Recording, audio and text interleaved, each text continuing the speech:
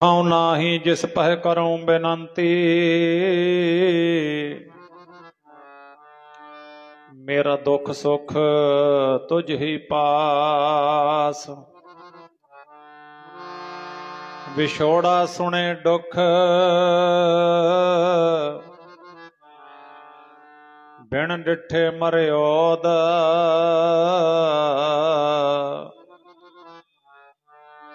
बाज प्यारे अपने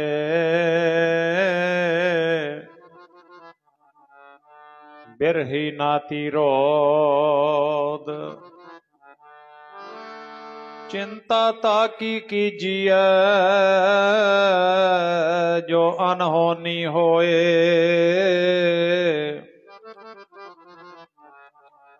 यह मार्ग संसार को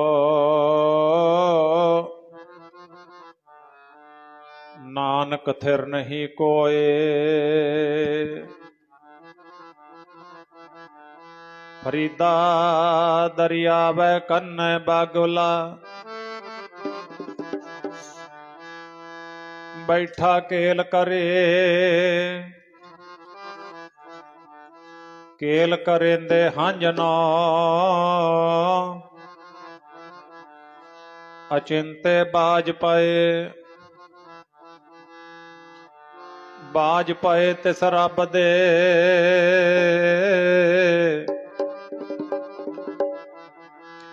केलां बेसरियां जो मन चितना चेते सन, सो गाली रब कीयां।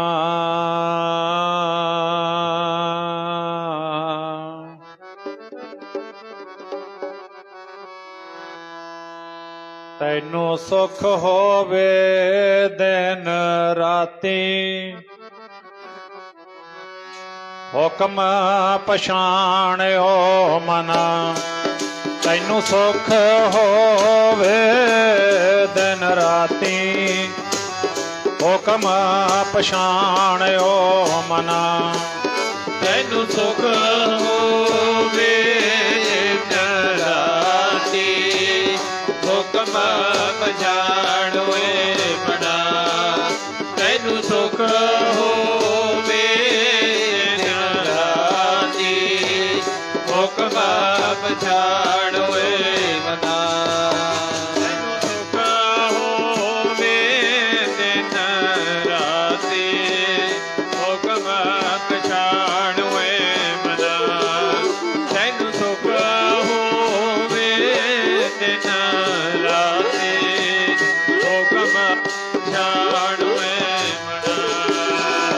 सुख होवे दिन राती, होवे दिन राती, हुक्म पछाणियो मना।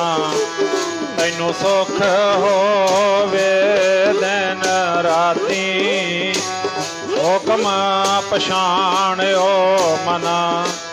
तैनू सुख होवे दिन राती, हुक्म पछाणियो मना। तैनू सुख होवे दिन राती, हुक्म पछाणियो मना।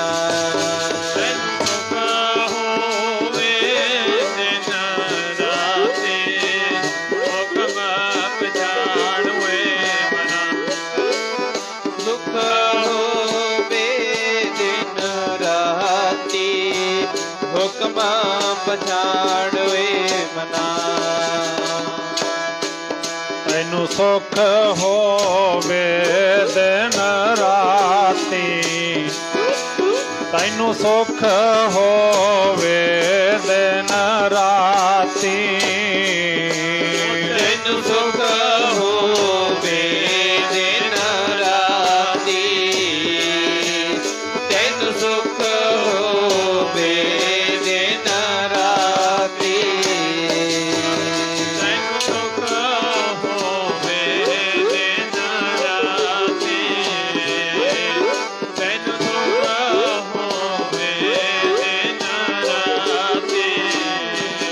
तैनू ਸੁਖ ਹੋਵੇ ਦਿਨ ਰਾਤੀ, ਤੈਨੂੰ ਸੁਖ ਹੋਵੇ ਦਿਨ ਰਾਤੀ।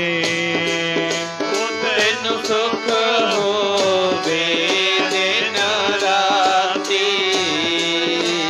ਤੈਨੂੰ ਸੁਖ ਹੋਵੇ ਦਿਨ ਰਾਤੀ,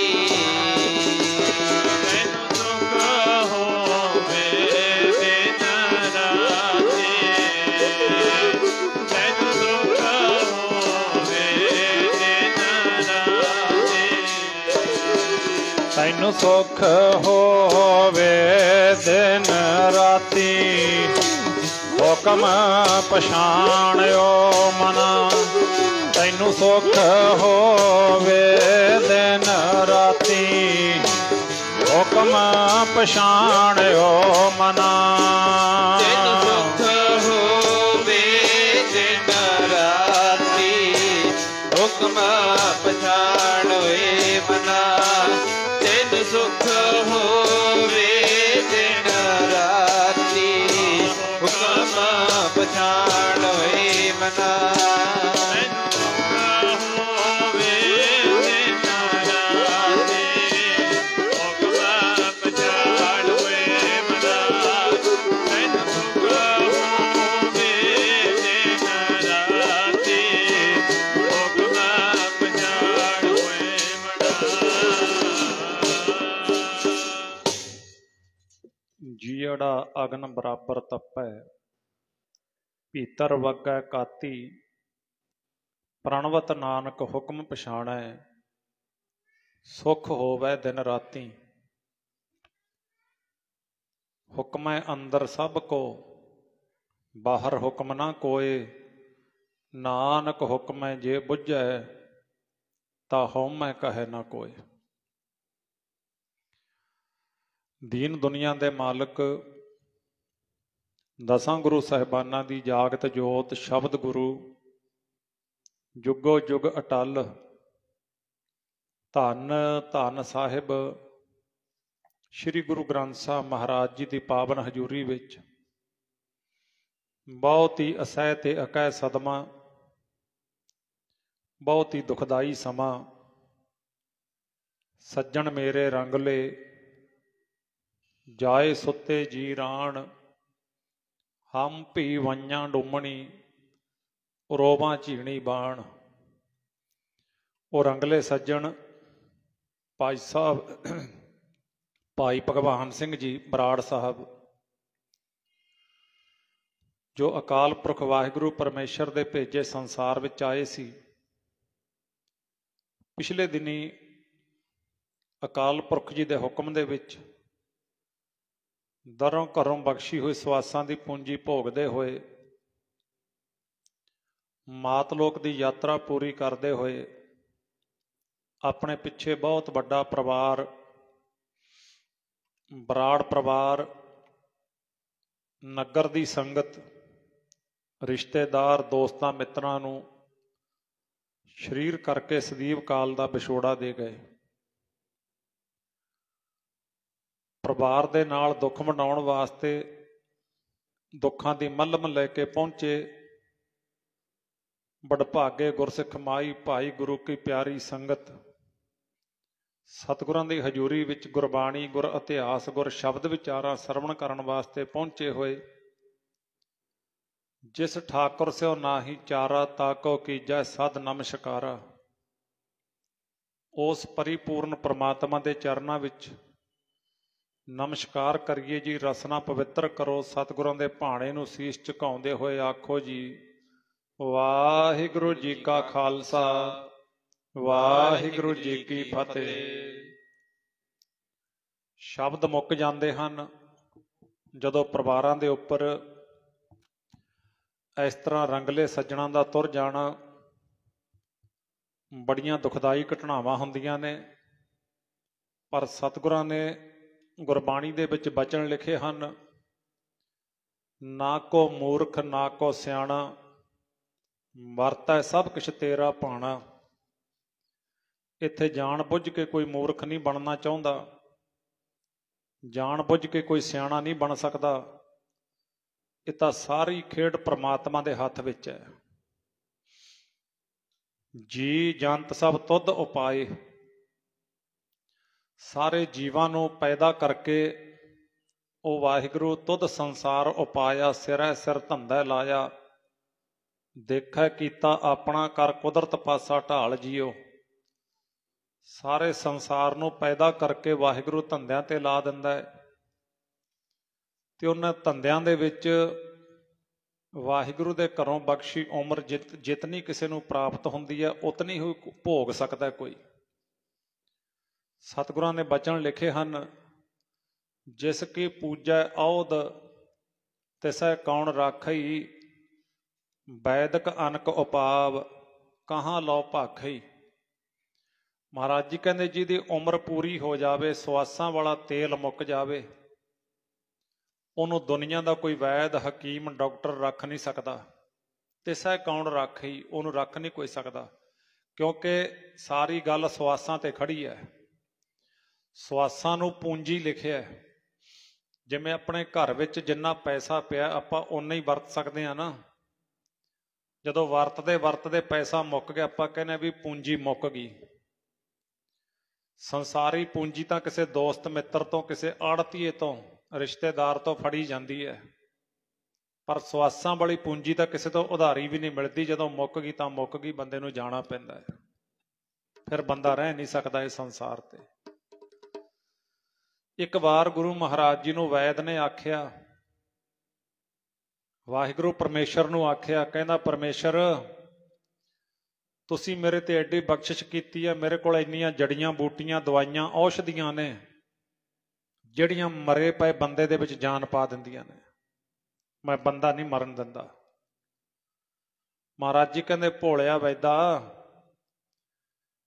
ਵੈਦ ਕਹੈ ਹਉ ਹੀ ਭਲਾ ਦਾਰੂ ਮੇਰੇ ਵਸ। ਵੈਦ ਕਹਿੰਦਾ ਮੈਂ ਬੜਾ ਭਲਾ ਵੈਦ ਹਾਂ, ਮੈਂ ਬੜਾ ਚੋਟੀ ਦਾ ਡਾਕਟਰ ਹਾਂ, ਮੇਰੇ ਕੋਲ ਦੁਨੀਆ ਭਰ ਦੀਆਂ ਦਵਾਈਆਂ ਪਈਆਂ ਨੇ, ਮੈਂ ਬੜਾ ਤਜਰਬਾ ਰੱਖਦਾ। ਵੈਦ ਕਹੈ ਹਉ ਹੀ ਭਲਾ ਦਾਰੂ ਮੇਰੇ ਵਸ। ਮਹਾਰਾਜ ਜੀ ਕਹਿੰਦੇ ਇਹ ਤੋਂ ਬਸਤ ਗੋਪਾਲ ਕੀ ਜਬ ਭਾਵੈ ਲੇਖਸ। ਇਹ ਜਿਹੜਾ ਸਰੀਰ, ਜਿੰਦ, ਜਾਨ, ਸਵਾਸ, ਇਹ ਸ੍ਰਿਸ਼ਟੀ ਦਾ ਮਾਲਕ ਹੈ ਪ੍ਰਮਾਤਮਾ, ਸੁਪਰੀਮ ਪਾਵਰ ਜਿਹਨੂੰ ਆਪਾਂ ਕਹਿੰਦੇ, ਉਸ ਪਾਵਰ ਦੇ ਬਰਾਬਰ ਹੋਰ ਕੋਈ ਪਾਵਰ ਨਹੀਂ ਹੈ। ਉਹ ਮਾਲਕ ਨੂੰ ਜਦੋਂ ਭਾਇਆ, ਕੱਲੇ ਆਵੈ ਨਾਨਕਾ, ਕੱਲੇ ਪ੍ਰਮਾਤਮਾ ਨੇ ਜਾਓ ਸੰਸਾਰ ਤੇ ਭੇਜ ਦਿੱਤਾ, ਸੱਦੇ ਉੱਠੀ ਜਾਹੇ। ਤੇ ਜਦੋਂ ਸੱਦਾ ਆ ਗਿਆ, ਭਾਵੇਂ ਜਿੱਡਾ ਮਰਜੀ ਕੋਈ ਵੈਦ ਹਕੀਮ ਡਾਕਟਰ ਹੈ, ਵੈਦਾਂ ਨੂੰ ਕਿਹੜਾ ਇੱਥੇ ਬੈਠਣਾ ਮਿਲਦਾ, ਵੈਦ ਵੀ ਤੁਰ ਜਾਂਦੇ ਨੇ ਨਾ। ਲੋਕਾਂ ਨੂੰ ਬਚਾਉਣ ਵਾਲੇ, ਉਹਨਾਂ ਨੂੰ ਵੀ ਜਾਣਾ ਪੈਂਦਾ ਆਪਣੀ ਵਾਰੀ। ਸੋ ਇਸ ਕਰਕੇ ਜਿੱਥੇ ਅੱਜ ਆਪਾਂ ਵਾਹਿਗੁਰੂ ਦੇ ਭਾਣੇ ਦੀ, ਹੁਕਮ ਦੀ, ਰਜ਼ਾ ਦੀ ਗੱਲ ਕਰਾਂਗੇ, ਉੱਥੇ ਇਹ ਵੀ ਵੇਖਣ ਨੂੰ ਮਿਲਦਾ ਕਿਤੇ ਕਿਤੇ ਪਰਿਵਾਰਾਂ ਦੇ ਪਿਆਰ ਹੀ ਇੰਨੇ ਹੁੰਦੇ ਨੇ ਜਾਣ ਵਾਲੇ ਸੱਜਣ ਦੇ ਨਾਲ, ਮਾਨੋ ਉਹ ਉਹਨੂੰ ਤੋੜ ਕੇ ਬਿਲਕੁਲ ਵੀ ਕਿਸੇ ਤਰ੍ਹਾਂ ਦਾ ਆਪਣੇ ਆਪ ਨੂੰ ਸੇਫ ਨਹੀਂ ਸਮਝਦੇ। ਮਾਨੋ ਉਹਨਾਂ ਨੂੰ ਲੱਗਦਾ ਵੀ ਸਾਡੇ ਪਰਿਵਾਰ ਦੇ ਵਿੱਚੋਂ ਪਤਾ ਨਹੀਂ ਕੀ ਚਲਿਆ ਗਿਆ। ਸੱਚਮੁੱਚ ਜਦੋਂ ਮਾਪੇ, ਭੈਣ ਭਰਾ, ਦੋਸਤ ਮਿੱਤਰ ਤੁਰਦੇ ਨੇ ਤਾਂ ਦਿਲ ਨੂੰ ਪੀੜਾ ਹੁੰਦੀ ਹੈ, ਬੜਾ ਦਰਦ ਹੁੰਦਾ ਹੈ। ਤੇ ਅੱਜ ਜਿੱਥੋਂ ਤੱਕ ਬਰਾੜ ਪਰਿਵਾਰ ਦੀ ਗੱਲ ਹੈ, ਦਾਸ ਨੇ ਨੇੜਿਓਂ ਵੇਖਿਆ, ਤੇ ਜਦੋਂ ਆਪਾਂ ਘਰ ਦੇ ਵਿੱਚੋਂ ਆਪਣੇ ਰੰਗਲੇ ਸੱਜਣ ਦੀ ਅਰਥੀ ਉਠਾਉਨੇ ਆ, ਤੇ ਉਸ ਵੇਲੇ ਆਪਣੇ ਮਨ ਵਿੱਚ ਹੁੰਦਾ ਵੀ ਇਹ ਅਖੀਰ ਵੇਲੇ ਦੇ ਦਰਸ਼ਨ ਨੇ। ਖਾਸ ਕਰਕੇ ਜਦੋਂ ਚਾਰ ਭਰਾ ਅਰਥੀ ਦੇ ਕੋਲ ਖੜ ਜਾਂਦੇ ਨੇ, ਵੇਖੋ ਬੰਦਾ ਚੱਲਿਆ, ਚੌਂ ਜਣਿਆਂ ਦਾ ਕੰਨਾਂ ਲਾਉਣਾ ਹੁੰਦਾ, ਕੰਧੀਆਂ ਨੇ। ਉਸ ਵੇਲੇ ਪਰਿਵਾਰ ਦੇ ਮੈਂਬਰਾਂ ਦੇ ਉੱਪਰ ਜਿਹੜਾ ਸਮਾਂ ਬੀਤਦਾ ਹੈ, ਉਹ ਇਹ ਹੁੰਦਾ ਹੈ ਵੀ ਬਸ ਇਹਦੇ ਤੋਂ ਬਾਅਦ ਜਿਹੇ ਮੁਖ ਪੰਚੋ ਅੰਮ੍ਰਿਤ ਖਾਏ, ਤੇਹ ਮੁਖ ਦੇਖਤ ਲੂਕਟ ਲਾਏ, ਇੱਕ ਦੁੱਖ ਰਾਮ ਰਾਏ ਕਾਟੋ ਮੇਰਾ, ਅਗਨ ਦਹੈ ਅਰ ਗਰਭ ਬਸੇਰਾ। ਉਸ ਵੇਲੇ ਪਤਾ ਹੁੰਦਾ ਵੀ ਇਹ ਮੁੱਖ ਨੂੰ, ਇਹ ਸਰੀਰ ਨੂੰ ਹੁਣ ਅੱਗ ਦੇ ਭੇਟ ਕਰ ਦੇਣਾ, ਅਗਨ ਭੇਟ ਕਰ ਦੇਣਾ। ਤੇ ਫਿਰ ਉੱਥੇ ਭਗਤ ਜੀ ਨੇ ਬਚਨ ਲਿਖੇ, ਕਬੀਰ ਹਾੜ ਜਰੇ ਜਿਉਂ ਲਾਕਰੀ, केस जरे ज्यों घास, इहो जग जरता देख कै भयो कबीर उदास। जिथे अज भाणे की गल करनी, वाहिगुरू की रजा की गल करनी, जदों अर्थी नूं उठा के गेट तो बाहर निकलदे उस वेले तकरीबन 60% परिवारां दी ये आवाज हुंदी आ अंदर दी, हुण तां होणगे संजोगी मेले, नदियां दे नीर विछड़े, किते होणगे संजोगी मेले, नदियां दे नीर विछड़े, होणगे संजोगी मेले, नदियां दे नीर विछड़े, हुण तां होणगे संजोगी मेले, नदियां दे नीर विछड़े, हुण तां होणगे संजोगी मेले, नदियां दे नीर विछड़े, हुण तां होणगे संजोगी मेले, नदियां दे नीर विछड़े, किते होणगे संजोगी मेले, संजोगां नाल नदियां दे नीर विछड़े, किते होणगे संजोगां नाल मेले, नदियां दे नीर विछड़े, होणगे संजोगां नाल मेले, नदियां दे नीर विछड़े, किते होणगे संजोगां नाल मेले, नदियां दे नीर विछड़े, होणगे संजोगां नाल मेले, नदियां दे नीर विछड़े, किते होणगे संजोगां नाल मेले, नदियां दे नीर विछड़े, मेरे प्यारे नदियां दे नीर विछड़े, मेरे प्यारे नदियां दे नीर विछड़े, प्यारे नदियां दे नीर विछड़े, मेरे प्यारे नदियां दे नीर विछड़े, नदियां दे नीर विछड़े, मेरे प्यारे नदियां दे नीर विछड़े, प्यारे जी नदियां दे नीर विछड़े, प्यारे जी नदियां दे नीर विछड़े, नदियां दे नीर विछड़े, प्यारे जी नदियां दे नीर विछड़े, नदियां दे नीर विछड़े, प्यारे जी नदियां दे नीर विछड़े,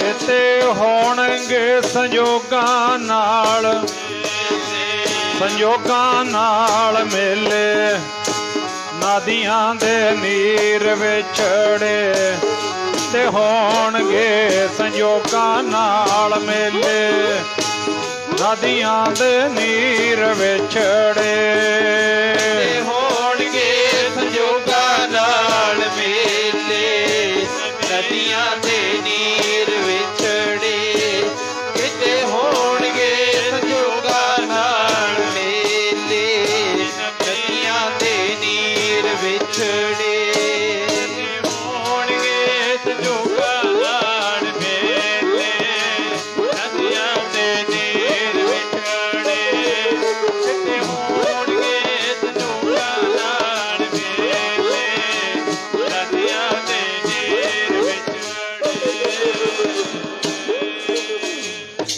कबीर नौबत अपनी दिन दस लिहो बजाए, नदी नाव संजोग ज्यों ਬਾਹਰ ਨਾ ਮਿਲ ਹੈ ਆਏ। ਨਦੀਆਂ ਵਾਹ ਵਿਛੁੰਨਿਆ ਮੇਲਾ ਸੰਜੋਗੀ ਰਾਮ। ਜੁਗ ਜੁਗ ਮੀਠਾ ਵਿਸ ਭਰੇ ਕੋਈ ਜਾਣੈ ਜੋਗੀ ਰਾਮ। ਇਹ ਸਾਡੇ ਤੁਹਾਡੇ ਸਰੀਰਾਂ ਦੇ ਮੇਲ ਇਉਂ ਹੀ ਨੇ, ਜਿਵੇਂ ਨਦੀ ਦੇ ਵਿੱਚ ਨਾਵ ਬੇੜੀ ਚੱਲ ਰਹੀ ਹੈ, ਬੇੜੀ ਵਿੱਚ ਬੈਠੇ ਮੁਸਾਫਰ ਤੇ ਬੇੜੀ ਚੱਲ ਰਹੀ ਹੈ ਪਾਣੀ ਦੇ ਉੱਪਰ ਦੀ। ਜਿਹੜਾ ਪਾਣੀ ਬੇੜੀ ਦੇ ਥੱਲੋਂ ਦੀ ਲੰਘ ਗਿਆ ਮੁੜ ਕੇ ਬੇੜੀ ਨੂੰ ਮਿਲੇ ਜਾਂ ਨਾ ਮਿਲੇ, ਮੁਸਾਫਰਾਂ ਨੂੰ ਮਿਲੇ ਜਾਂ ਨਾ ਮਿਲੇ, ਕੋਈ ਕਹਿ ਨਹੀਂ ਸਕਦਾ। ਇਵੇਂ ਆ ਸਰੀਰ ਨੇ, ਪਤਾ ਨਹੀਂ ਕਿਵੇਂ ਸੰਜੋਗਾਂ ਕਰਕੇ, ਸੰਜੋਗ ਵਿਜੋਗ ਧੁਰੋਂ ਹੀ ਹੁਆ। ਪੰਜ ਧਾਤ ਕਰ ਪੁਤਲਾ ਕੀਆ, ਸਾਹੈ ਕੈ ਫਰਮਾਇੜ ਜੀ ਦੇਹੀ ਵਿੱਚ ਜੀਓ ਆਏ ਪਿਆ। ਤੇ ਉੱਥੇ ਮਹਾਰਾਜ ਜੀ ਨੇ ਬਚਨ ਲਿਖੇ, ਸੰਜੋਗ ਵਿਜੋਗ ਦੋਏ ਕਾਰ ਚਲਾਵਹਿ, ਲੇਖੇ ਆਵੈ ਭਾਗ। ਸੰਜੋਗਾਂ ਕਰਕੇ ਸਰੀਰ ਮਿਲਦੇ ਨੇ। ਸੰਜੋਗ ਬਣਦਾ ਪਿਓ ਪੁੱਤ ਦਾ, ਪਤੀ ਪਤਨੀ ਦਾ, ਭੈਣਾਂ ਭਰਾਵਾਂ ਦਾ, ਦੋਸਤਾਂ ਮਿੱਤਰਾਂ ਦਾ। ਸੰਜੋਗਾਂ ਕਰਕੇ ਮਿਲਾਪ ਹੁੰਦਾ ਹੈ। ਤੇ ਜਦੋਂ ਦਿਨ ਵਿਛੋੜੇ ਦਾ ਆਉਂਦਾ ਹੈ, ਫਿਰ ਇਹ ਸੰਜੋਗ ਵਿਛੋੜੇ ਵਿੱਚ ਤਬਦੀਲ ਹੋ ਜਾਂਦਾ ਹੈ। ਵਿਛੜਿਆ ਸੰਜੋਗ ਹੋਇਆ ਸੀ, ਮਿਲ ਗਏ, ਵਿਛੋੜਾ ਹੋ ਗਿਆ, ਮੁੜ ਕੇ ਪਤਾ ਨਹੀਂ ਮਿਲੀਏ ਜਾਂ ਨਾ ਮਿਲੀਏ। ਵਾਹਿਗੁਰੂ ਆਪਣੀ ਖੇਡ ਨੂੰ ਆਪ ਜਾਣਦਾ ਹੈ। ਕਦੇ ਮੈਂ ਤਾਂ ਕਈ ਵਾਰ ਇਹ ਚੀਜ਼ਾਂ ਵਿਚਾਰਦਾ ਹੁੰਨਾ, ਤੁਹਾਡਾ ਮੈਨੂੰ ਪਤਾ ਨਹੀਂ ਵੀ ਜਿਹੜੇ ਆਪਣੇ ਤੋਂ ਭਾਵੇਂ ਛੋਟੇ ਭਾਵੇਂ ਵੱਡੇ ਆਪਣੇ ਹੱਥਾਂ 'ਚ ਤੁਰ ਗਏ, ਕੀ ਕਦੇ ਆਸ ਲਾ ਸਕਦੇ ਹਾਂ ਵੀ ਆਪਾਂ ਨੂੰ ਕਦੇ ਉਸੇ ਸਰੀਰ ਵਿੱਚ ਮਿਲ ਜਾਣਗੇ? ਨਹੀਂ ਮਿਲਦੇ। ਕਿਸੇ ਨੂੰ ਕੋਈ ਨਹੀਂ ਮਿਲਿਆ, ਨਹੀਂ ਮਿਲਦਾ ਕਿਸੇ ਨੂੰ ਕੋਈ। ਬਸ ਇਹ ਸੰਜੋਗ ਐਸੇ ਨੇ। ਇਸੇ ਕਰਕੇ ਇਹ ਪੀੜਾ ਦੁਖਦਾਈ ਹੁੰਦੀ ਹੈ, ਇਹ ਵਿਛੋੜਾ ਬਹੁਤ ਦੁਖਦਾਈ ਹੁੰਦਾ ਹੈ। ਸੋ ਸਤਿਗੁਰੂ ਪਾਤਸ਼ਾਹ ਨੇ ਦੱਸ ਦਿੱਤਾ ਵੀ ਇਹ ਸਰੀਰ ਜਿਹੜਾ ਤੈਨੂੰ ਮਿਲਿਆ ਸਿੱਖਾ, ਇਹ ਇੱਕ ਦਿਨ ਇਹਨੇ ਬਿਨਸ ਜਾਣਾ। ਇਹ ਤਾਂ ਓਨਾ ਚਿਰ ਹੀ ਹੈ, ਜਬ ਲਗ ਤੇਲ ਦੀਵੇ ਮੁਖ ਬਾਤੀ ਤਬ ਸੁਝੈ ਸਭ ਕੋਈ। ਜਿੰਨਾ ਚਿਰ ਸਵਾਸਾਂ ਰੂਪੀ ਤੇਲ ਹੈਗਾ ਸਰੀਰ ਰੂਪੀ ਦੀਵੇ ਦੇ ਵਿੱਚ, ਜਬ ਲਗ ਤੇਲ ਦੀਵੇ ਮੁਖ ਬਾਤੀ ਜਿੰਦ ਰੂਪੀ ਬੱਤੀ ਹੈਗੀ, ਤਬ ਸੁਝੈ ਸਭ ਕੋਈ। ਉਹਨਾਂ ਚਿਰ ਇਹ ਬੋਲੇਗਾ ਵੀ, ਭੱਜੇਗਾ, ਕੰਮ ਧੰਦਾ ਕਰੇਗਾ, ਸਾਰਾ ਕੁਝ ਕਰੇਗਾ। ਪਰ ਇੱਕ ਸਮਾਂ ਆਉਣਾ ਹੈ ਜਿਸ ਦਿਨ ਪੂੰਜੀ ਮੁੱਕਣ ਦੇ ਨੇੜੇ ਆਈ, ਤੇਲ ਜਲੇ, ਸਵਾਸਾਂ ਵਾਲਾ ਤੇਲ ਜਲ ਜਾਣਾ ਹੈ, ਬਾਤੀ ਠਹਿਰਾਨੀ ਜਿੰਦ ਰੂਪੀ ਬੱਤੀ ਰੁਕ ਜਾਣੀ ਹੈ। ਫਿਰ ਉਸ ਵੇਲੇ ਸੁੰਨਾ ਮੰਦਰ ਹੋਈ, ਅੱਖਾਂ ਹੋਣਗੀਆਂ, ਮੰਦਰ ਵਿੱਚ ਹਨੇਰਾ ਹੋ ਜਾਣਾ, ਦਿਸਣਾ ਕੁਛ ਨਹੀਂ ਇਹਨਾਂ ਅੱਖਾਂ ਦੇ ਨਾਲ। ਕੰਨ ਹੋਣਗੇ ਸਰੀਰ ਨਾਲ ਲੱਗੇ, ਸੁਣਨਾ ਕੁਛ ਨਹੀਂ ਇਹਨਾਂ ਕੰਨਾਂ ਨੂੰ, ਕਿਉਂਕਿ ਤੇਲ ਮੱਚ ਗਿਆ, ਤੇਲ ਮੁੱਕ ਗਿਆ, ਬੱਤੀ ਮੱਚ ਗਈ, ਬੱਤੀ ਠਹਿਰ ਗਈ, ਜਿੰਦ ਨਿਕਲ ਗਈ ਸਰੀਰ ਵਿੱਚੋਂ। ਇਸ ਬਚਨ ਨੂੰ ਇੱਕ ਥਾਂ ਤੇ ਬੜਾ ਕਮਾਲ ਦਾ ਲਿਖਿਆ ਭਗਤ ਫਰੀਦ ਜੀਆਂ ਨੇ। ਭਗਤ ਫਰੀਦ ਜੀ ਕਹਿੰਦੇ, ਫਰੀਦਾ ਦੋਹ ਦੀਵੇ ਬਲੰਦਿਆਂ ਮਲਕ ਬੈਠਾ ਆਏ। ਆ ਦੋ ਦੀਵੇ ਲਿਖਿਆ, ਅੱਖਾਂ ਸਾਡੀਆਂ। ਭਗਤ ਜੀ ਕਹਿੰਦੇ ਦੋ ਅੱਖਾਂ ਰੂਪੀ ਦੀਵਿਆਂ ਦੇ ਵੇਖਦਿਆਂ ਵੇਖਦਿਆਂ ਸਾਹਮਣੇ ਦੋਹ ਦੀਵੀ ਬਲੰਦਿਆਂ ਮਲਕ ਬੈਠਾ ਆਏ। ਮਲਕ ਮੈਨੇ ਮੌਤ ਰੂਪੀ ਫਰਿਸ਼ਤਾ,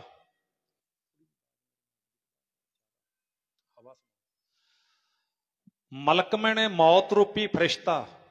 ਮਲਕ ਬੈਠਾ ਆਏ, ਮੋਢਿਆਂ ਤੇ ਆ ਕੇ ਬੈਠ ਗਿਆ। ਪ੍ਰਮਾਤਮਾ ਭੇਜ ਦਿੰਦਾ ਜਦੋਂ ਆਪਣੇ ਦੂਤਾਂ ਨੂੰ। ਤੇ ਉਹਨੇ ਕੀ ਕੀਤਾ? ਸਭ ਤੋਂ ਪਹਿਲਾ ਕੰਮ ਕੀਤਾ, ਗੜ ਲੀਤਾ, ਘਟ ਲੁੱਟਿਆ, ਦੀਵੜੇ ਗਿਆ ਬੁਝਾਏ। ਗੜ ਮੈਨੇ ਸਰੀਰ ਰੂਪੀ ਕਿਲਾ। ਉਹ ਜਿਹੜਾ ਮੌਤ ਰੂਪੀ ਫਰਿਸ਼ਤਾ ਸੀ, ਸਰੀਰ ਰੂਪੀ ਕਿਲੇ ਦੇ ਉੱਪਰ ਕਬਜ਼ਾ ਕਰ ਲਿਆ ਉਹਨੇ, ਗੜ ਲੀਤਾ, ਘਟ ਲੁੱਟਿਆ। ਫਿਰ ਘਟ ਮੈਨੇ ਅੰਦਰ, ਉਹ ਫਰਿਸ਼ਤਾ ਮੌਤ ਵਾਲਾ ਅੰਦਰ ਚਲਿਆ ਗਿਆ, ਉਹਨੇ ਅੰਦਰੋਂ ਸਾਰਾ ਕੁਝ ਲੁੱਟ ਲਿਆ। ਸਾਡਾ ਕੀ ਲੁੱਟਿਆ? ਜਿੰਦ ਨਮਾਣੀ ਕੱਢੀਆ, ਹੱਡਾਂ ਕੂੰ ਕੜਕਾਏ। ਇਉਂ ਮਹਾਰਾਜ ਨੇ ਦੱਸਿਆ ਹੋਇਆ ਵੀ ਬੰਦੇ ਦੀ ਜਿੰਦ ਇਉਂ ਨਿਕਲਦੀ ਹੈ। ਗੁਰਬਾਣੀ ਵਿੱਚ ਬੜੇ ਥਾਵਾਂ ਤੇ ਮਹਾਰਾਜ ਨੇ ਐਸੇ ਬਚਨ ਲਿਖੇ ਨੇ। ਉਹ ਫਿਰ ਮੌਤ ਰੂਪੀ ਜਿਹੜਾ ਮਲਕ ਹੈ, ਫਰਿਸ਼ਤਾ ਨਾ, ਉਹ ਅੰਦਰ ਚਲਿਆ ਜਾਂਦਾ ਹੈ। ਗੜ ਲੀਤਾ, ਘਟ ਲੁੱਟਿਆ, ਘਟ ਮੈਨੇ ਅੰਦਰ, ਸਰੀਰ ਦੇ ਅੰਦਰ ਚਲਿਆ ਜਾਣਾ। ਤੇ ਉੱਥੋਂ ਫਿਰ ਜਿੰਦ ਨੂੰ ਖਿੱਚ ਲੈਂਦਾ। ਦੀਵੜੇ ਗਿਆ ਬੁਝਾਏ। ਜਦੋਂ ਜਿੰਦ ਨਿਕਲੀ, ਪਹਿਲਾਂ ਅੱਖਾਂ ਨੇ ਵੇਖਿਆ ਸੀ ਆਉਂਦੇ ਹੋਏ, ਤੇ ਜਦੋਂ ਜਿੰਦ ਨੂੰ ਕੱਢ ਕੇ ਲੈ ਗਿਆ, ਦੀਵੇ ਬੁਝ ਗਏ, ਫਿਰ ਦਿਸਣੋਂ ਹਟ ਜਾਂਦਾ ਹੈ। ਸੋ ਪਿਆਰਿਓ, ਐਸੀਆਂ ਖੇਡਾਂ ਨੇ ਜਿਹੜੇ ਰੰਗਲੇ ਸੱਜਣ ਕਦੇ ਰੋਂਦਿਆਂ ਨੂੰ ਹਸਾਉਣ ਵਾਲੇ, ਹਮੇਸ਼ਾ ਹੱਸਣ ਵਾਲੇ, ਤੇ ਉਦੋਂ ਫਿਰ ਪਰਿਵਾਰ ਦੇ ਉੱਪਰ ਜਿਹੜਾ ਸਮਾਂ ਬਣਦਾ ਉਹ ਬੜਾ ਦੁਖਦਾਈ ਹੁੰਦਾ ਹੈ। ਆਪਾਂ ਭਾਣੇ ਨੂੰ ਮੰਨਣਾ, ਰਜ਼ਾ ਵਿੱਚ ਰਹਿਣਾ, ਹੁਕਮ ਵਿੱਚ ਰਹਿਣਾ। ਮਹਾਰਾਜ ਕਹਿੰਦੇ ਲੇਖ ਨਾ ਮਿਟਈ ਹੈ ਸਖੀ, ਜੋ ਲਿਖਿਆ ਕਰਤਾਰ। ਲੇਖ ਨਹੀਂ ਮਿਟਦੇ ਜੋ ਵਾਹਿਗੁਰੂ ਨੇ ਲਿਖ ਦਿੱਤੇ। ਜਿਤਨੀ ਕਿਸੇ ਨੂੰ ਉਮਰ ਮਿਲੀ ਆ ਓਨੀ ਭੋਗ ਸਕਦਾ, ਉਹ ਤੋਂ ਵੱਧ ਜਾਂ ਘੱਟ ਭੋਗੀ ਨਹੀਂ ਜਾਂਦੀ। ਇਹ ਵਾਹਿਗੁਰੂ ਦੇ ਘਰ ਦੀ ਮਰਜ਼ਾਦਾ ਹੈ। ਸੋ ਆਪਾਂ ਆਪਣੇ ਤੋਂ ਦੁਖੀਏ ਨੂੰ ਵੇਖ ਕੇ ਆਪਣਾ ਹੌਸਲਾ ਲੈਣਾ, ਧਰਵਾਸ ਲੈਣਾ। ਦੁੱਖ ਬੜਾ ਹੁੰਦਾ, ਪੀੜਾ ਬੜੀ ਹੁੰਦੀ ਹੈ, ਦਰਦ ਬੜੀ ਹੁੰਦੀ ਹੈ, ਤੇ ਪਰ ਆਪਣੇ ਤੋਂ ਦੁਖੀਏ ਵੀ ਹੈਗੇ, ਕਿਉਂਕਿ ਆਪਣਾ ਜਿਹੜਾ ਪਰਿਵਾਰ ਹੈ ਗੁਰੂ ਦੀ ਕਿਰਪਾ ਨਾਲ ਵੱਡਾ ਪਰਿਵਾਰ ਹੈ। ਐਸੇ ਵੀ ਲੋਕ ਨੇ ਜਿਹੜੇ ਪੂਰੇ ਦੇ ਪੂਰੇ ਪਰਿਵਾਰ ਹੀ ਖਤਮ ਹੋ ਜਾਂਦੇ ਨੇ। ਮੇਰੇ ਉੱਥੇ ਗੁਆਂਢ 'ਚ, ਮੇਰਾ ਮਾਨਸਾ ਜ਼ਿਲ੍ਹਾ, ਸੰਗਰੂਰ ਜ਼ਿਲ੍ਹੇ ਦੇ ਵਿੱਚ ਨਾ ਇੱਕ ਗੱਡੀ ਟਕਰਾ ਗਈ ਸੀ, ਐਕਸੀਡੈਂਟ ਹੋ ਗਿਆ ਸੀ। ਉਹਦੇ ਵਿੱਚ ਇੱਕੋ ਹੀ ਪਰਿਵਾਰ ਦੇ 7 ਮੈਂਬਰ ਮਰ ਗਏ ਸੀ, ਇੱਕ ਮੈਂਬਰ ਬਚਿਆ ਸੀ। 7 ਦੇ 7 ਚੜ੍ਹਾਈ ਕਰ ਗਏ ਸੀ। ਸੋ ਕਹਿਣ ਤੋਂ ਭਾਵ ਬਹੁਤ ਐਸੇ ਲੋਕ ਨੇ ਜਿਨ੍ਹਾਂ ਦੇ ਵਿਹੜੇ ਖਾਲੀ ਹੋਏ ਪਏ ਨੇ। ਕਿਸੇ ਦੇ 1 ਰਹਿ ਗਿਆ ਪਿੱਛੇ, ਕਿਸੇ ਦੇ 2 ਰਹਿ ਗਏ, ਤੜਫ ਰਹੇ ਨੇ ਲੋਕ। ਸੋ ਇਹਨਾਂ ਜਿਹੜੀ ਪੀੜਾ ਹੈ, ਦਰਦ ਹੈ, ਇਹਨੂੰ ਇਸੇ ਤਰ੍ਹਾਂ ਸਹਿਆ ਜਾਂਦਾ ਹੈ ਆਪਣੇ ਤੋਂ ਦੁਖੀਆਂ ਨੂੰ ਵੇਖ ਕੇ। ਪਰ ਅੱਜ ਮੈਂ ਜੋ ਪਰਿਵਾਰ ਦਾ ਪਿਆਰ ਵੇਖਿਆ, ਕਾਬਲੇ ਤਾਰੀਫ ਹੈ। ਮੈਂ ਜਿੰਨੀ ਮਹਿਮਾ ਕਰਦਾ ਉਨੀ ਥੋੜੀ ਹੈ। ਉਮਰ ਜਿਹੜੀ ਹੈ ਬਰਾੜ ਸਾਹਿਬ ਦੀ, ਭਗਵਾਨ ਸਿੰਘ ਦੀ, ਉਹਨੂੰ ਜ਼ਿਆਦਾ ਉਮਰ ਨਹੀਂ ਕਹਿ ਸਕਦੇ। 58 ਸਾਲ ਉਮਰ ਅਜੇ ਜਵਾਨੀ ਹੁੰਦੀ ਹੈ, ਕਿਉਂਕਿ ਮਹਾਰਾਜ ਨੇ ਬਾਣੀ ਵਿੱਚ ਲਿਖਿਆ 60 ਕੇ ਬੁਢੇਪਾ ਆਵੈ। ਗੁਰਬਾਣੀ ਦੇ ਅਨੁਸਾਰ 60 ਸਾਲ ਤੋਂ ਬੁਢੇਪਾ ਚੱਲਦਾ ਹੈ। ਉਹ ਤੋਂ ਅਗਲੀ ਗੱਲ, ਜਦੋਂ ਪਰਿਵਾਰ ਦੇ ਵਿੱਚ ਪਿਓ ਬੈਠਾ ਹੋਵੇ, ਭਗਵਾਨ ਸਿੰਘ ਦਾ ਪਿਓ ਬੈਠੇ ਨੇ ਸਰਦਾਰ ਬਲਦੇਵ ਸਿੰਘ ਜੀ ਬਰਾੜ ਸਾਹਿਬ ਬਾਪੂ ਜੀ, ਸੋ ਉਸ ਵੇਲੇ ਇਹ ਚੀਜ਼ ਹੋਰ ਵੀ ਦੁਖਦਾਈ ਮੋੜ ਲੈ ਜਾਂਦੀ ਹੈ। ਉਹਦੇ ਵਾਸਤੇ ਕੋਈ ਸ਼ਬਦ ਹੀ ਨਹੀਂ ਹੁੰਦੇ ਬੋਲਣ ਵਾਲੇ। ਤੇ ਸਾਧ ਸੰਗਤ ਜੀ, ਅੱਜ ਪਰਿਵਾਰ ਜੋ ਕਹਿ ਰਿਹਾ, ਮੈਂ ਅੰਦਾਜ਼ਾ ਲਾਇਆ, ਉਹਦੇ ਵਿੱਚ ਭਗਵਾਨ ਸਿੰਘ ਦੀਆਂ ਬੇਟੀਆਂ, ਬੇਟਾ, ਮਿੱਤਰ, ਉਹਨਾਂ ਦੇ ਜੀਵਨ ਸਾਥੀ ਬਾਪੂ ਜੀ ਹੋਰੀ, ਉਹ ਇਹ ਕਹਿ ਰਹੇ ਨੇ, ਰੰਗ ਲਿਆ ਸੱਜਣਾ ਤੂੰ ਤਾਂ ਤੁਰ ਗਿਆ ਬਾਬਲਾ। ਬਾਰ-ਬਾਰ ਚਿੱਤ ਡੋਲੇ ਖਾਂਦਾ ਹੈ, ਬੜਾ ਠਰਮਾ ਦੇਈਦਾ ਮਨ ਨੂੰ, ਬੜਾ ਹੌਸਲਾ ਦੇਈਦਾ ਮਨ ਨੂੰ, ਪਰ ਫਿਰ ਡੋਲ ਜਾਂਦਾ ਹੈ। ਪਰ ਅੱਜ ਜਿੱਥੋਂ ਤੱਕ ਮੈਂ ਪਰਿਵਾਰ ਨੂੰ ਪੜ੍ਹਿਆ, ਉਹ ਅੱਜ ਬਰਾੜ ਪਰਿਵਾਰ ਇਹ ਕਹਿ ਰਿਹਾ ਹੈ,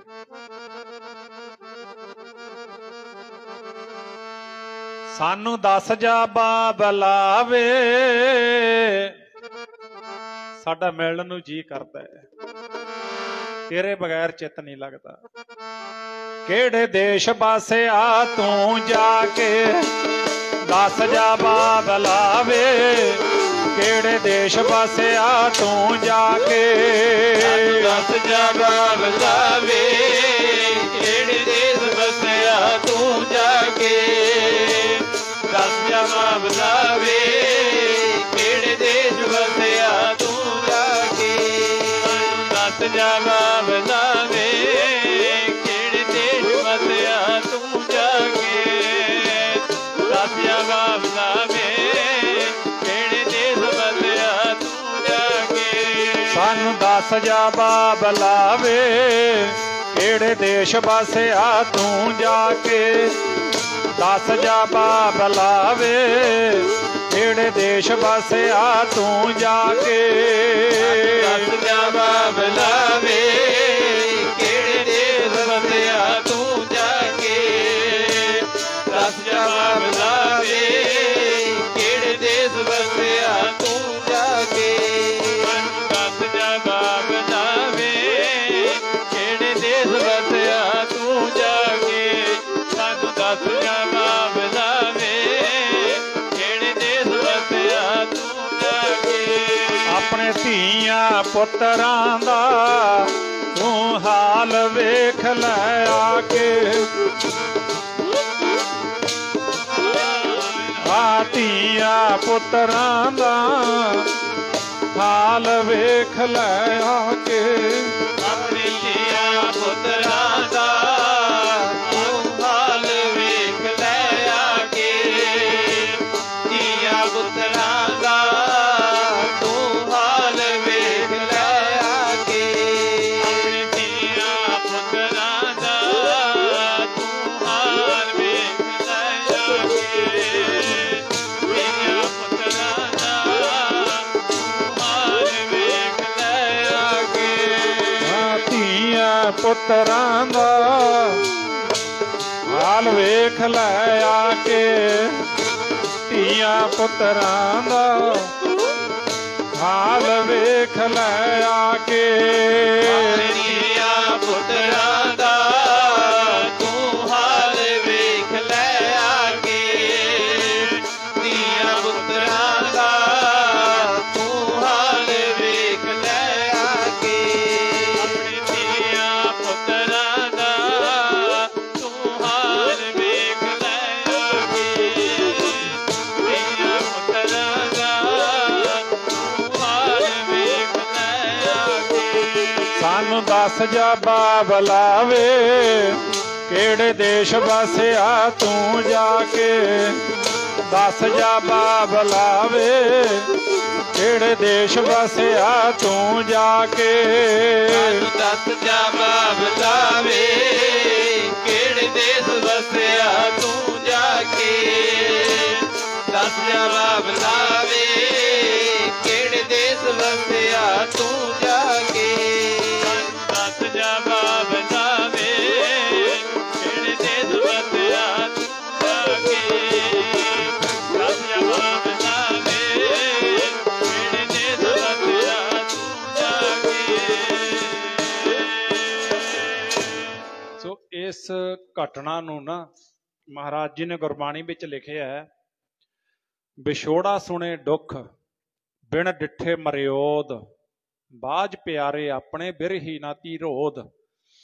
ਵਿਛੋੜਾ ਜਿਹੜਾ ਨਾ ਇਹ ਲਾਜ਼ਮੀ ਦੁਖਦਾਈ ਹੈ, ਬੜੀ ਪੀੜਾ ਦਿੰਦਾ ਹੈ, ਪਰ ਸਤਿਗੁਰਾਂ ਨੇ ਸਾਨੂੰ ਭਾਣੇ ਦੇ ਅੰਦਰ ਆਉਣਾ ਦੱਸਿਆ, ਤੇਰਾ ਕੀਆ ਮਿੱਠਾ ਲੱਗੈ ਹਰ ਨਾਮ ਪਦਾਰਥ ਨਾਨਕ ਮੰਗੈ, ਸੋ ਸਿੱਖ ਸਖਾ ਬੰਧ ਪਹਿ ਭਾਈ, ਜੇ ਗੁਰ ਕੇ ਭਾਣੇ ਵਿੱਚ ਆਵੈ ਆਪਣੇ ਭਾਣੇ ਜੋ ਚੱਲੈ ਭਾਈ, ਵਿਛੜ ਚੋਟਾਂ ਖਾਵੈ।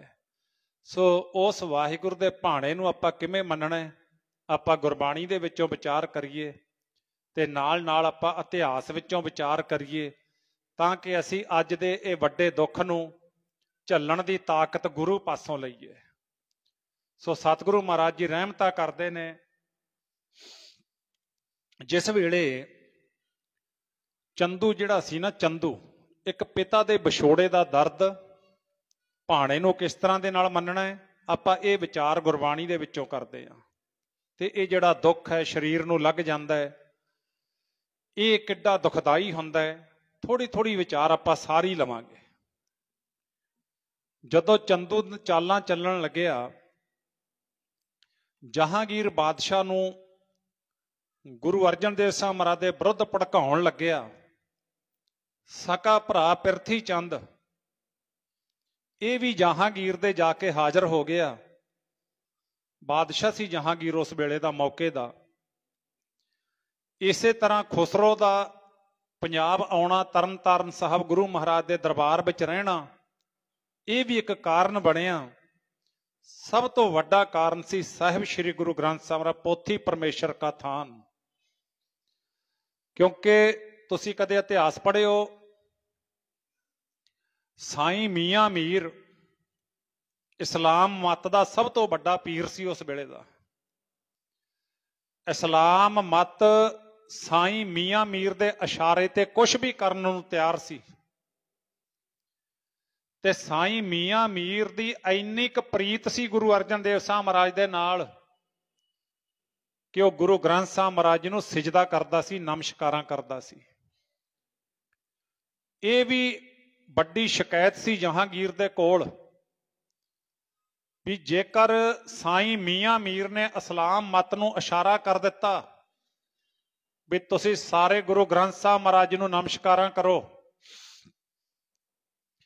ਤਾਂ ਉਸ ਵੇਲੇ ਸਾਰਾ ਇਸਲਾਮ ਮਤ ਸਿੱਖ ਬਣ ਜਾਵੇਗਾ ਤੇ ਹੋਵੇ ਨਾ ਤਾਂ ਸਿੱਖਾਂ ਦਾ ਜੋ ਗੁਰੂ ਗ੍ਰੰਥ ਸਾਹਿਬ ਮਹਾਰਾਜ ਹੈ ਇਹ ਬੰਦ ਕੀਤਾ ਜਾਵੇ, ਜਿਵੇਂ ਅੱਜ ਵੀ ਉਹੀ ਸਭ ਕੁਝ ਚੱਲ ਰਿਹਾ ਹੈ। ਗੁਰੂ ਗ੍ਰੰਥ ਸਾਹਿਬ ਮਹਾਰਾਜ ਦੇ ਉੱਪਰ ਸਭ ਤੋਂ ਵੱਡਾ ਅਟੈਕ ਹੈ, ਸਿੱਖ ਧਰਮ ਦੇ ਉੱਪਰ ਸਭ ਤੋਂ ਵੱਡਾ ਅਟੈਕ ਹੈ। ਇਹ ਧਰਮ ਨੂੰ ਕਿਸੇ ਤਰ੍ਹਾਂ ਕਮਜ਼ੋਰ ਕੀਤਾ ਜਾਵੇ। ਇਹਨਾਂ ਨੂੰ ਕੋਲ ਤਾਕਤ ਕਿੱਥੋਂ ਆਉਂਦੀ ਹੈ? ਹਰ ਇੱਕ ਬਾਦਸ਼ਾਹ ਨੇ ਪੁੱਛਿਆ ਵੀ ਇਹ ਜਿਹੜੀ ਕੌਮ ਹੈ, ਸਿੱਖ ਕੌਮ, ਇਹਨਾਂ ਕੋਲ ਤਾਕਤ ਕਿੱਥੋਂ ਆਉਂਦੀ ਹੈ? ਤੇ ਉਹਨਾਂ ਨੇ ਦੱਸਣਾ ਕੀਤਾ ਵੀ ਇਹਨਾਂ ਕੋਲ ਤਾਕਤ ਗੁਰੂ ਗ੍ਰੰਥ ਸਾਹਿਬ ਮਹਾਰਾਜ ਜੀ ਵਿੱਚੋਂ ਆਉਂਦੀ ਹੈ। ਕਿਉਂਕਿ ਗੁਰੂ ਗ੍ਰੰਥ ਸਾਹਿਬ ਮਹਾਰਾਜ ਜੀ ਸਾਨੂੰ ਦੱਸਦੇ ਨੇ, ਗਗਨ ਦਮਾਮਾ ਬਾਜਿਓ ਪਰਿਓ ਨਿਸ਼ਾਨਾ ਘਾਓ, ਖੇਤ ਜੋ ਮਾਂਡਿਓ ਸੂਰਮਾ ਅਬ ਜੂਝਣ ਕੋ ਦਾਓ, ਸੂਰਾ ਸੋ ਪਹਿਚਾਨੀਆ ਜੋ ਲੜੈ ਦੀਨ ਕੇ ਹੇਤ, ਪੁਰਜਾ ਪੁਰਜਾ ਕੱਟ ਮਰੈ ਕਬਹੁ ਨਾ ਛਾੜੈ ਖੇਤ। ਇਹ ਸਾਰੀਆਂ ਚੀਜ਼ਾਂ ਜਦੋਂ ਇਕੱਠੀਆਂ ਹੋਈਆਂ, ਜਹਾਂਗੀਰ ਨੇ ਵਾਰੰਟ ਜਾਰੀ ਕਰ ਦਿੱਤੇ ਵੀ ਸਿੱਖਾਂ ਦੇ 5ਵੇਂ ਗੁਰੂ ਨੂੰ ਲਾਹੌਰ ਜਾਂ ਦਿੱਲੀ ਬੁਲਾਇਆ ਜਾਵੇ। ਲਾਹੌਰ ਬੁਲਾਇਆ ਗਿਆ। ਗੁਰੂ ਅਰਜਨ ਦੇਵ ਸਾਹਿਬ ਮਹਾਰਾਜ ਨੂੰ ਵਾਰੰਟ ਜਾਰੀ ਜਦੋਂ ਹੋਏ, ਗੁਰੂ ਅਰਜਨ ਦੇਵ ਸਾਹਿਬ ਮਹਾਰਾਜ ਸਤਿਗੁਰੂ ਸੱਚੇ ਪਾਤਸ਼ਾਹ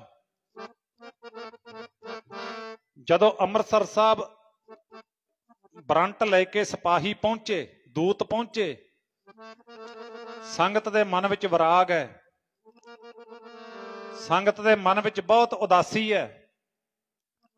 ਗੁਰੂ ਅਰਜਨ ਦੇਵ ਸਾਹਿਬ ਮਹਾਰਾਜ ਨੇ ਉੱਥੇ ਸੰਗਤਾਂ ਨੂੰ ਦੱਸਿਆ, ਜਿਵੇਂ ਅੱਜ ਆਪਾਂ ਰੰਗਲੇ ਸੱਜਣ ਦੇ ਵਿਛੋੜੇ ਤੇ ਬੈਠੇ ਆ। ਗੁਰੂ ਅਰਜਨ ਦੇਵ ਸਾਹਿਬ ਮਹਾਰਾਜ ਨੇ ਸੰਗਤ ਨੂੰ ਉਪਦੇਸ਼ ਦਿੱਤਾ, ਸੰਗਤ ਜੀ ਸਰੀਰ ਨਾਸ਼ਵੰਤ ਹੈ, ਇਹ ਜਿਹੜਾ ਦ੍ਰਿਸ਼ਟਮਾਨ ਹੈ ਇਹ ਵੀ ਨਾਸ਼ਵੰਤ ਹੈ। ਸਰੀਰ ਮਿੱਟੀ ਹੈ, ਇਹ ਸੰਸਾਰ ਸਾਰਾ ਮਿੱਟੀ ਹੈ, ਮਿੱਟੀ ਨੇ ਮਿੱਟੀ ਵਿੱਚ ਮਿਲ ਜਾਣਾ ਹੈ, ਪਰ ਮਨੁੱਖ ਦਾ ਜਿਹੜਾ ਕਰਮ ਹੈ ਉਹ ਹਮੇਸ਼ਾ ਵਾਸਤੇ ਚਮਕਦਾ ਰਹਿੰਦਾ ਹੈ, ਜੇ ਚੰਗਾ ਕਰਮ ਹੈ। ਅਸੀਂ ਉਹ ਕਰਮ ਕਰਕੇ ਚੱਲੇ ਆ ਤੇ ਤੁਹਾਨੂੰ ਉਹ ਕਰਮ ਦੇ ਕੇ ਚੱਲੇ ਆ ਜਿਹਦੇ ਕਰਕੇ ਸਰੀਰ ਚਲਿਆ ਜਾਵੇ ਪਰ ਬੰਦਾ ਮਰ ਕੇ ਵੀ ਜਿਉਂਦਾ ਹੈ। ਉਹ ਮਰ ਕੇ ਵੀ ਨਹੀਂ ਮਰਦਾ ਕਿਉਂਕਿ ਉਹਦਾ ਕਰਮ ਹੀ ਐਡਾ ਹੈ। ਜਿਵੇਂ ਗੁਰੂ ਕੇ ਲਾਲਾਂ ਦੇ ਕਰਮ, ਭਾਈ ਤਾਰੂ ਸਿੰਘ ਦਾ ਕਰਮ, ਸ਼ਹੀਦਾਂ ਸਿੰਘਾਂ ਦੇ ਕਰਮ, ਇਹ ਕਰਮ ਹੀ ਐਸਾ ਹੈ। ਮੈਂ ਗੱਲ ਕਰਾਂਗਾ ਕਿਸਾਨੀ ਦੀ, ਕਾਕਾ ਸ਼ੁਭ ਕਰਨ ਸਿੰਘ ਦਾ ਕਰਮ ਵੇਖੋ। 21-22 ਸਾਲ ਦੇ ਬੱਚੇ ਇੱਕ ਤਾਂ ਚਿੱਟੇ ਦੇ ਟੀਕੇ ਲਾ ਕੇ ਮਰਦੇ ਨੇ, ਉਮਰਾਂ ਉਹਨਾਂ ਦੀਆਂ ਵੀ 21, 22, 25, 30 ਸਾਲਾਂ ਦੀਆਂ ਨੇ। ਤੇ ਗੁਰਮੁਖੋ ਮੌਤ ਕਾਕਾ ਸ਼ੁਭ ਕਰਨ ਨੂੰ ਵੀ ਆਈ ਹੈ। ਬੱਲੋ ਪਿੰਡ ਦਾ ਨੌਜਵਾਨ, ਬਠਿੰਡਾ ਜ਼ਿਲ੍ਹੇ ਦਾ ਪਿੰਡ ਹੈ। ਥੋੜੇ ਦਿਨ ਪਹਿਲਾਂ ਅਸੀਂ ਉਹਦੇ ਨਾਲ ਹੀ ਪਿੰਡ ਕੀਰਤਨ ਕਰਕੇ ਆਏ ਸੀ ਪਿੱਥੋਂ। ਤੇ ਹੁਣ ਚਿੱਟੇ ਨਾਲ ਮਰਨ ਵਾਲੇ ਦੇ ਵਿੱਚ ਤੇ ਕਾਕਾ ਸ਼ੁਭ ਕਰਨ ਦੀ ਮੌਤ ਦਾ ਕਿੰਨਾ ਕੁ ਫਰਕ ਹੈ, ਆਉਣ ਵਾਲਾ ਸਮਾਂ ਦੱਸੇਗਾ। ਜਿਹੜਾ ਬੰਦਾ ਚਿੱਟੇ ਦੇ ਨਾਲ ਮਰ ਗਿਆ, ਸਮੈਕ ਨਾਲ ਮਰ ਗਿਆ, ਉਹ ਮਰ ਗਿਆ, ਉਹਨੂੰ ਫੂਕ ਦਿੱਤਾ, ਉਹਦੀ ਗੱਲ ਨਹੀਂ ਕੋਈ ਬਹੁਤਾ ਚਿਰ ਚੱਲੇਗੀ। ਪਰ ਕਾਕਾ ਸ਼ੁਭ ਕਰਨ ਦੀ ਗੱਲ ਜਿੰਨਾ ਚਿਰ ਚੰਦ ਸੂਰਜ ਤਾਰੇ ਦੁਨੀਆ ਰਹੇਗੀ ਉਹਨਾਂ ਚਿਰ ਕਾਕਾ ਸ਼ੁਭ ਕਰਨ ਸਿੰਘ ਦੀ ਗੱਲ ਚੱਲੇਗੀ। ਮੌਤ ਵਿੱਚ ਫਰਕ ਹੈ। ਅੱਜ ਆਪਾਂ ਰੰਗਲੇ ਸੱਜਣ ਦੀ ਯਾਦ ਵਿੱਚ ਬੈਠੇ ਹਾਂ, ਸਰਦਾਰ ਭਗਵਾਨ ਸਿੰਘ ਬਰਾੜ ਦੇ। ਇਹ ਐਸਾ ਰੰਗਲਾ ਸੱਜਣ ਸੀ, ਠੀਕ ਹੈ ਸਰੀਰ ਕਰਕੇ ਸਾਡੇ ਨਾਲੋਂ ਵਿਛੜ ਗਿਆ, ਪਰ ਉਹਦੇ ਕਰਮ ਦੀ ਗੱਲ ਹਮੇਸ਼ਾ ਗੁਲਾਬੇ ਵਾਲੇ ਵਿੱਚ ਤੇ ਇਲਾਕੇ ਵਿੱਚ ਚੱਲਦੀ ਰਹੇਗੀ। ਉਹ ਐਸੇ ਚੰਗੇ ਕਰਮ ਕਰਨ ਵਾਲਾ ਨੇਕ ਇਨਸਾਨ ਸੀ। ਇਸੇ ਕਰਕੇ ਮਾਫ ਕਰਿਓ, ਅੱਜ ਜਿੰਨੀ ਸੰਗਤ ਤੁਸੀਂ ਬੈਠੇ ਹੋ, ਬਹੁਤੇ ਭੋਗਾਂ ਦੇ ਐਂਡ ਤੇ ਇੰਨੀ ਸੰਗਤ ਹੁੰਦੀ ਹੈ ਜਿਹੜੀ ਤੁਸੀਂ ਸ਼ੁਰੂ ਦੇ ਵਿੱਚ ਸੰਗਤ ਬੈਠੇ ਹੋ, ਕਿਉਂਕਿ ਤੁਹਾਡੇ ਸਭ ਦੇ ਅੰਦਰ ਉਹਨਾਂ ਦੇ ਵਿਛੋੜੇ ਦਾ ਦਰਦ ਹੈ, ਉਹਨਾਂ ਦੇ ਵਿਛੋੜੇ ਦੀ ਪੀੜ ਹੈ। ਉਹ ਇੱਕ ਚੰਗਾ ਮਨੁੱਖ ਸੀ, ਚੰਗਾ ਇਨਸਾਨ ਸੀ। ਇਸੇ ਕਰਕੇ ਤੁਸੀਂ ਸਾਰੇ ਆਪਣੇ ਮਿੱਤਰ ਨੂੰ ਸ਼ਰਧਾਂਜਲੀ ਦੇਣ ਵਾਸਤੇ ਐਡਵਾਂਸ ਆ ਕੇ ਬੈਠੇ ਹੋ ਅੱਜ। ਤਾਂ ਪਿਆਰਿਓ, ਉੱਥੇ ਫਿਰ ਗੁਰੂ ਅਰਜਨ ਦੇਵ ਸਾਹਿਬ ਮਹਾਰਾਜ ਜੀ ਸੰਗਤ ਨੂੰ ਧਰਵਾਸ ਦੇ ਕੇ ਸ਼੍ਰੀ ਅੰਮ੍ਰਿਤਸਰ ਸਾਹਿਬ ਦੀ ਧਰਤੀ ਤੇ ਕਹਿੰਦੇ, ਭਾਈ ਸਾਨੂੰ ਵੀ ਤੇ ਤੁਹਾਨੂੰ ਵੀ ਤੇ ਅੱਜ ਆਪਾਂ ਨੂੰ ਵੀ। ਮਹਾਰਾਜ ਜੀ ਨੇ ਬਚਨ ਪੜਿਆ, ਕਹਿੰਦੇ ਤੁਸੀਂ ਬਰਾਗ ਵਿੱਚ ਨਹੀਂ ਜਾਣਾ, ਤੁਸੀਂ ਤਕੜੇ ਰਹਿਣਾ ਤੇ ਮਨ ਵਿੱਚ ਅਰਦਾਸ ਕਰਨੀ ਹੈ, ਆਸਰਾ ਜੀ ਮੈਨੂੰ ਤੇਰੇ ਚਰਨਾਂ ਦਾ, ਆਸਰਾ ਜੀ ਮੈਨੂੰ ਤੇਰੇ ਚਰਨਾਂ ਦਾ, ਆਸਰਾ ਜੀ ਮੈਨੂੰ ਤੇਰੇ ਚਰਨਾਂ ਦਾ, ਆਸਰਾ ਜੀ ਮੈਨੂੰ ਤੇਰੇ ਚਰਨਾਂ ਦਾ, ਆਸਰਾ ਜੀ ਮੈਨੂੰ ਤੇਰੇ ਚਰਨਾਂ ਦਾ, ਆਸਰਾ ਜੀ ਮੈਨੂੰ ਤੇਰੇ ਚਰਨਾਂ ਦਾ, ਆਸਰਾ ਜੀ ਮੈਨੂੰ ਤੇਰੇ ਚਰਨਾਂ ਦਾ, ਆਸਰਾ ਜੀ ਮੈਨੂੰ ਤੇਰੇ ਚਰਨਾਂ ਦਾ, ਆਸਰਾ ਜੀ ਮੈਨੂੰ ਤੇਰੇ ਚਰਨਾਂ ਦਾ, ਆਸਰਾ ਜੀ ਮੈਨੂੰ ਤੇਰੇ ਚਰਨਾਂ ਦਾ, ਆਸਰਾ ਜੀ ਮੈਨੂੰ ਤੇਰੇ ਚਰਨਾਂ ਦਾ, ਆਸਰਾ ਜੀ ਮੈਨੂੰ ਤੇਰੇ ਚਰਨਾਂ ਦਾ, ਤੇਰੇ ਚਰਨਾਂ ਦਾ, ਤੇਰੇ ਚਰਨਾਂ ਦਾ, ਤੇਰੇ ਚਰਨਾਂ ਦਾ, ਤੇਰੇ ਚਰਨਾਂ ਦਾ, ਤੇਰੇ ਚਰਨਾਂ ਦਾ, ਤੇਰੇ ਚਰਨਾਂ ਦਾ, ਤੇਰੇ ਚਰਨਾਂ ਦਾ, ਤੇਰੇ ਚਰਨਾਂ ਦਾ, ਤੇਰੇ ਚਰਨਾਂ ਦਾ, ਤੇਰੇ ਚਰਨਾਂ ਦਾ, ਤੇਰੇ ਚਰਨਾਂ ਦਾ, ਤੇਰੇ ਚਰਨਾਂ ਦਾ, ਆਸਰਾ ਜੀ ਮੈਨੂੰ ਤੇਰੇ ਚਰਨਾਂ ਦਾ, ਆਸਰਾ ਜੀ ਮੈਨੂੰ ਤੇਰੇ ਚਰਨਾਂ ਦਾ, ਆਸਰਾ ਜੀ ਮੈਨੂੰ ਤੇਰੇ ਚਰਨਾਂ ਦਾ, ਆਸਰਾ ਜੀ ਮੈਨੂੰ ਤੇਰੇ ਚਰਨਾਂ ਦਾ, ਆਸਰਾ ਜੀ ਮੈਨੂੰ ਤੇਰੇ ਚਰਨਾਂ ਦਾ, ਆਸਰਾ ਜੀ ਮੈਨੂੰ ਤੇਰੇ ਚਰਨਾਂ ਦਾ। ਚਿਤ ਚਰਨ ਕਮਲ ਕਾ ਆਸਰਾ, ਚਿਤ ਚਰਨ ਕਮਲ ਸੰਗ ਜੋੜੀਐ, ਮਨ ਲੋਚੈ ਬੁਰਿਆਈਆਂ, ਗੁਰ ਸ਼ਬਦੀ ਇਹੋ ਮਨ ਹੋੜੀਐ। ਮਨ ਨੂੰ ਸਮਝਾਉਣ ਵਾਸਤੇ, ਮਨ ਨੂੰ ਗੁਰੂ ਚਰਨਾਂ ਨਾਲ ਜੋੜਨ ਵਾਸਤੇ ਕੁਝ ਸਤਿਗੁਰਾਂ ਦੇ ਘਰ ਦੀ ਮਰਜ਼ਾਦਾ ਹੈ। ਰੇ ਮਨ ਰਾਮ ਸਿਉ ਕਰ ਪ੍ਰੀਤ। ਜੇ ਗੁਰੂ ਦੇ ਸ਼ਬਦ ਨਾਲ ਮਨ ਨੂੰ ਜੋੜਨਾ ਹੈ ਨਾ, ਤਾਂ ਸਭ ਤੋਂ ਪਹਿਲਾਂ ਕੋਸ਼ਿਸ਼ ਕਰੋ ਉਸ ਰਾਮ ਭਗਵਾਨ ਪ੍ਰਮਾਤਮਾ ਵਾਹਿਗੁਰੂ ਜਾਗਤ ਜੋਤ ਸ਼ਬਦ ਗੁਰੂ ਗੁਰੂ ਗ੍ਰੰਥ ਸਾਹਿਬ ਮਹਾਰਾਜ ਦੀ ਬਾਣੀ ਨੂੰ ਪਿਆਰ ਕਰੋ, ਨਾਮ ਨੂੰ ਪਿਆਰ ਕਰੋ। ਤੇ ਉਹਦੇ ਵਾਸਤੇ ਮਰਜ਼ਾਦਾ ਕੀ ਹੈ? ਕਰ ਸਾਧ ਸੰਗਤ, ਸਤਸੰਗ ਕਰਨੀ ਸ਼ੁਰੂ ਕਰੀਏ।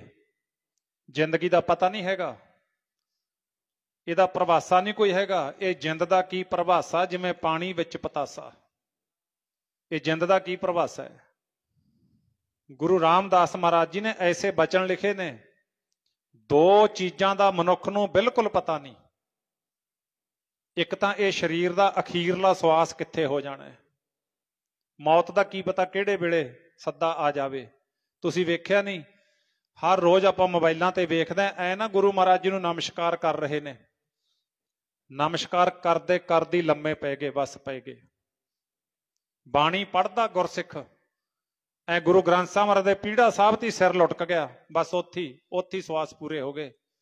ਐ ਕੀਰਤਨ ਕਰਦੇ ਕਰਦੇ ਬਾਜਿਆਂ ਦੇ ਉੱਤੇ ਸਿਰ ਲੁਟਕ ਗਏ, ਬਸ ਗਏ।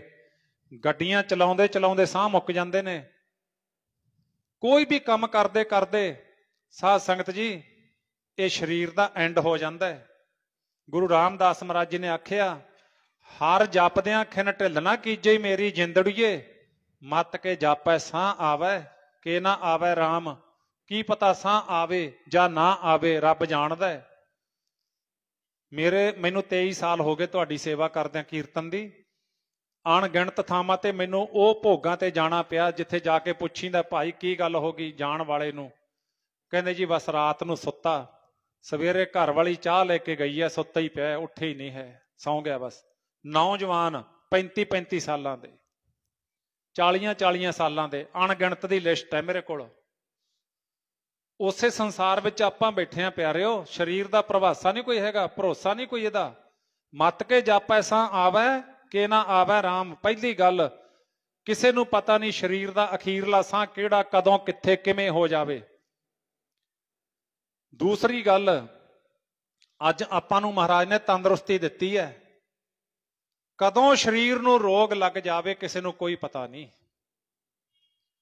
तंदुरुस्ती वर्गी दात कोई नहीं, रब तो मंगना तो आपां ने बहुत कुछ हुंदा, मंगी जाने सारी जिंदगी।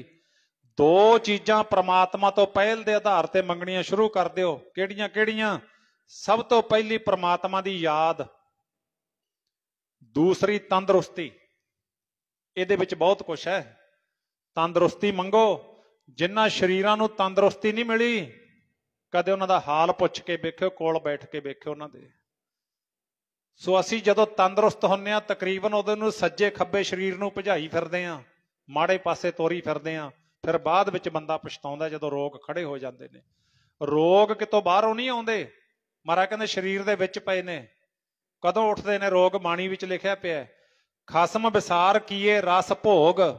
परमात्मा नूं भुल के बंदा माड़े पासे रस भोगदा है, तां तन उठ खलोए रोग। फिर कहंदे शरीर चों रोग उठ के खड़े हो गए। बस इन्नी गल है। फिर की हुंदा है? मन अंधे को मिलै सजाए, वैद ना भोले दारू लाए। जेड़े मन पिछे लग के बंदा भैड़े कर्म करदा है, उसे मन नूं फिर सजा मिलदी है। फिर वैदां डॉक्टरां दी दवाई नहीं लगदी। महाराज कहंदे बाणी दे विच बचन लिखे होए ने, मैं अपने कोलों कदे कुछ नहीं कहंदा हुंदा। भरोसा करो गुरु दी बाणी ते। कर साध संगत सिमर माधो, होहे पतत पुनीत। उस परमात्मा दा सिमरन कर जिहड़ा पतत हो गया ना, मैला हो गया। अंतशकरण साडी सुरत मैली होई पई है, वो कहंदे शुद्ध हो जू गुरु दी बाणी नाल, नाम जपण दे नाल। वेखो सुभाਅ जे बना लवांगे चेंज हो जांदे ने। बहुत लोग ने जिहड़े सुण सुण के ही सुणिया, अंधे पावे राह। सुण के ही अन्ने नूं राह मिलदा है। सुने तो बगैर तो अन्ने नूं भी नहीं पता मैं कित्थे जाना है। असीं अज्ञान विच अन्ने आ। गुरु दी बाणी जदों सुणांगे सानूं गुरमत दा राह मिलेगा।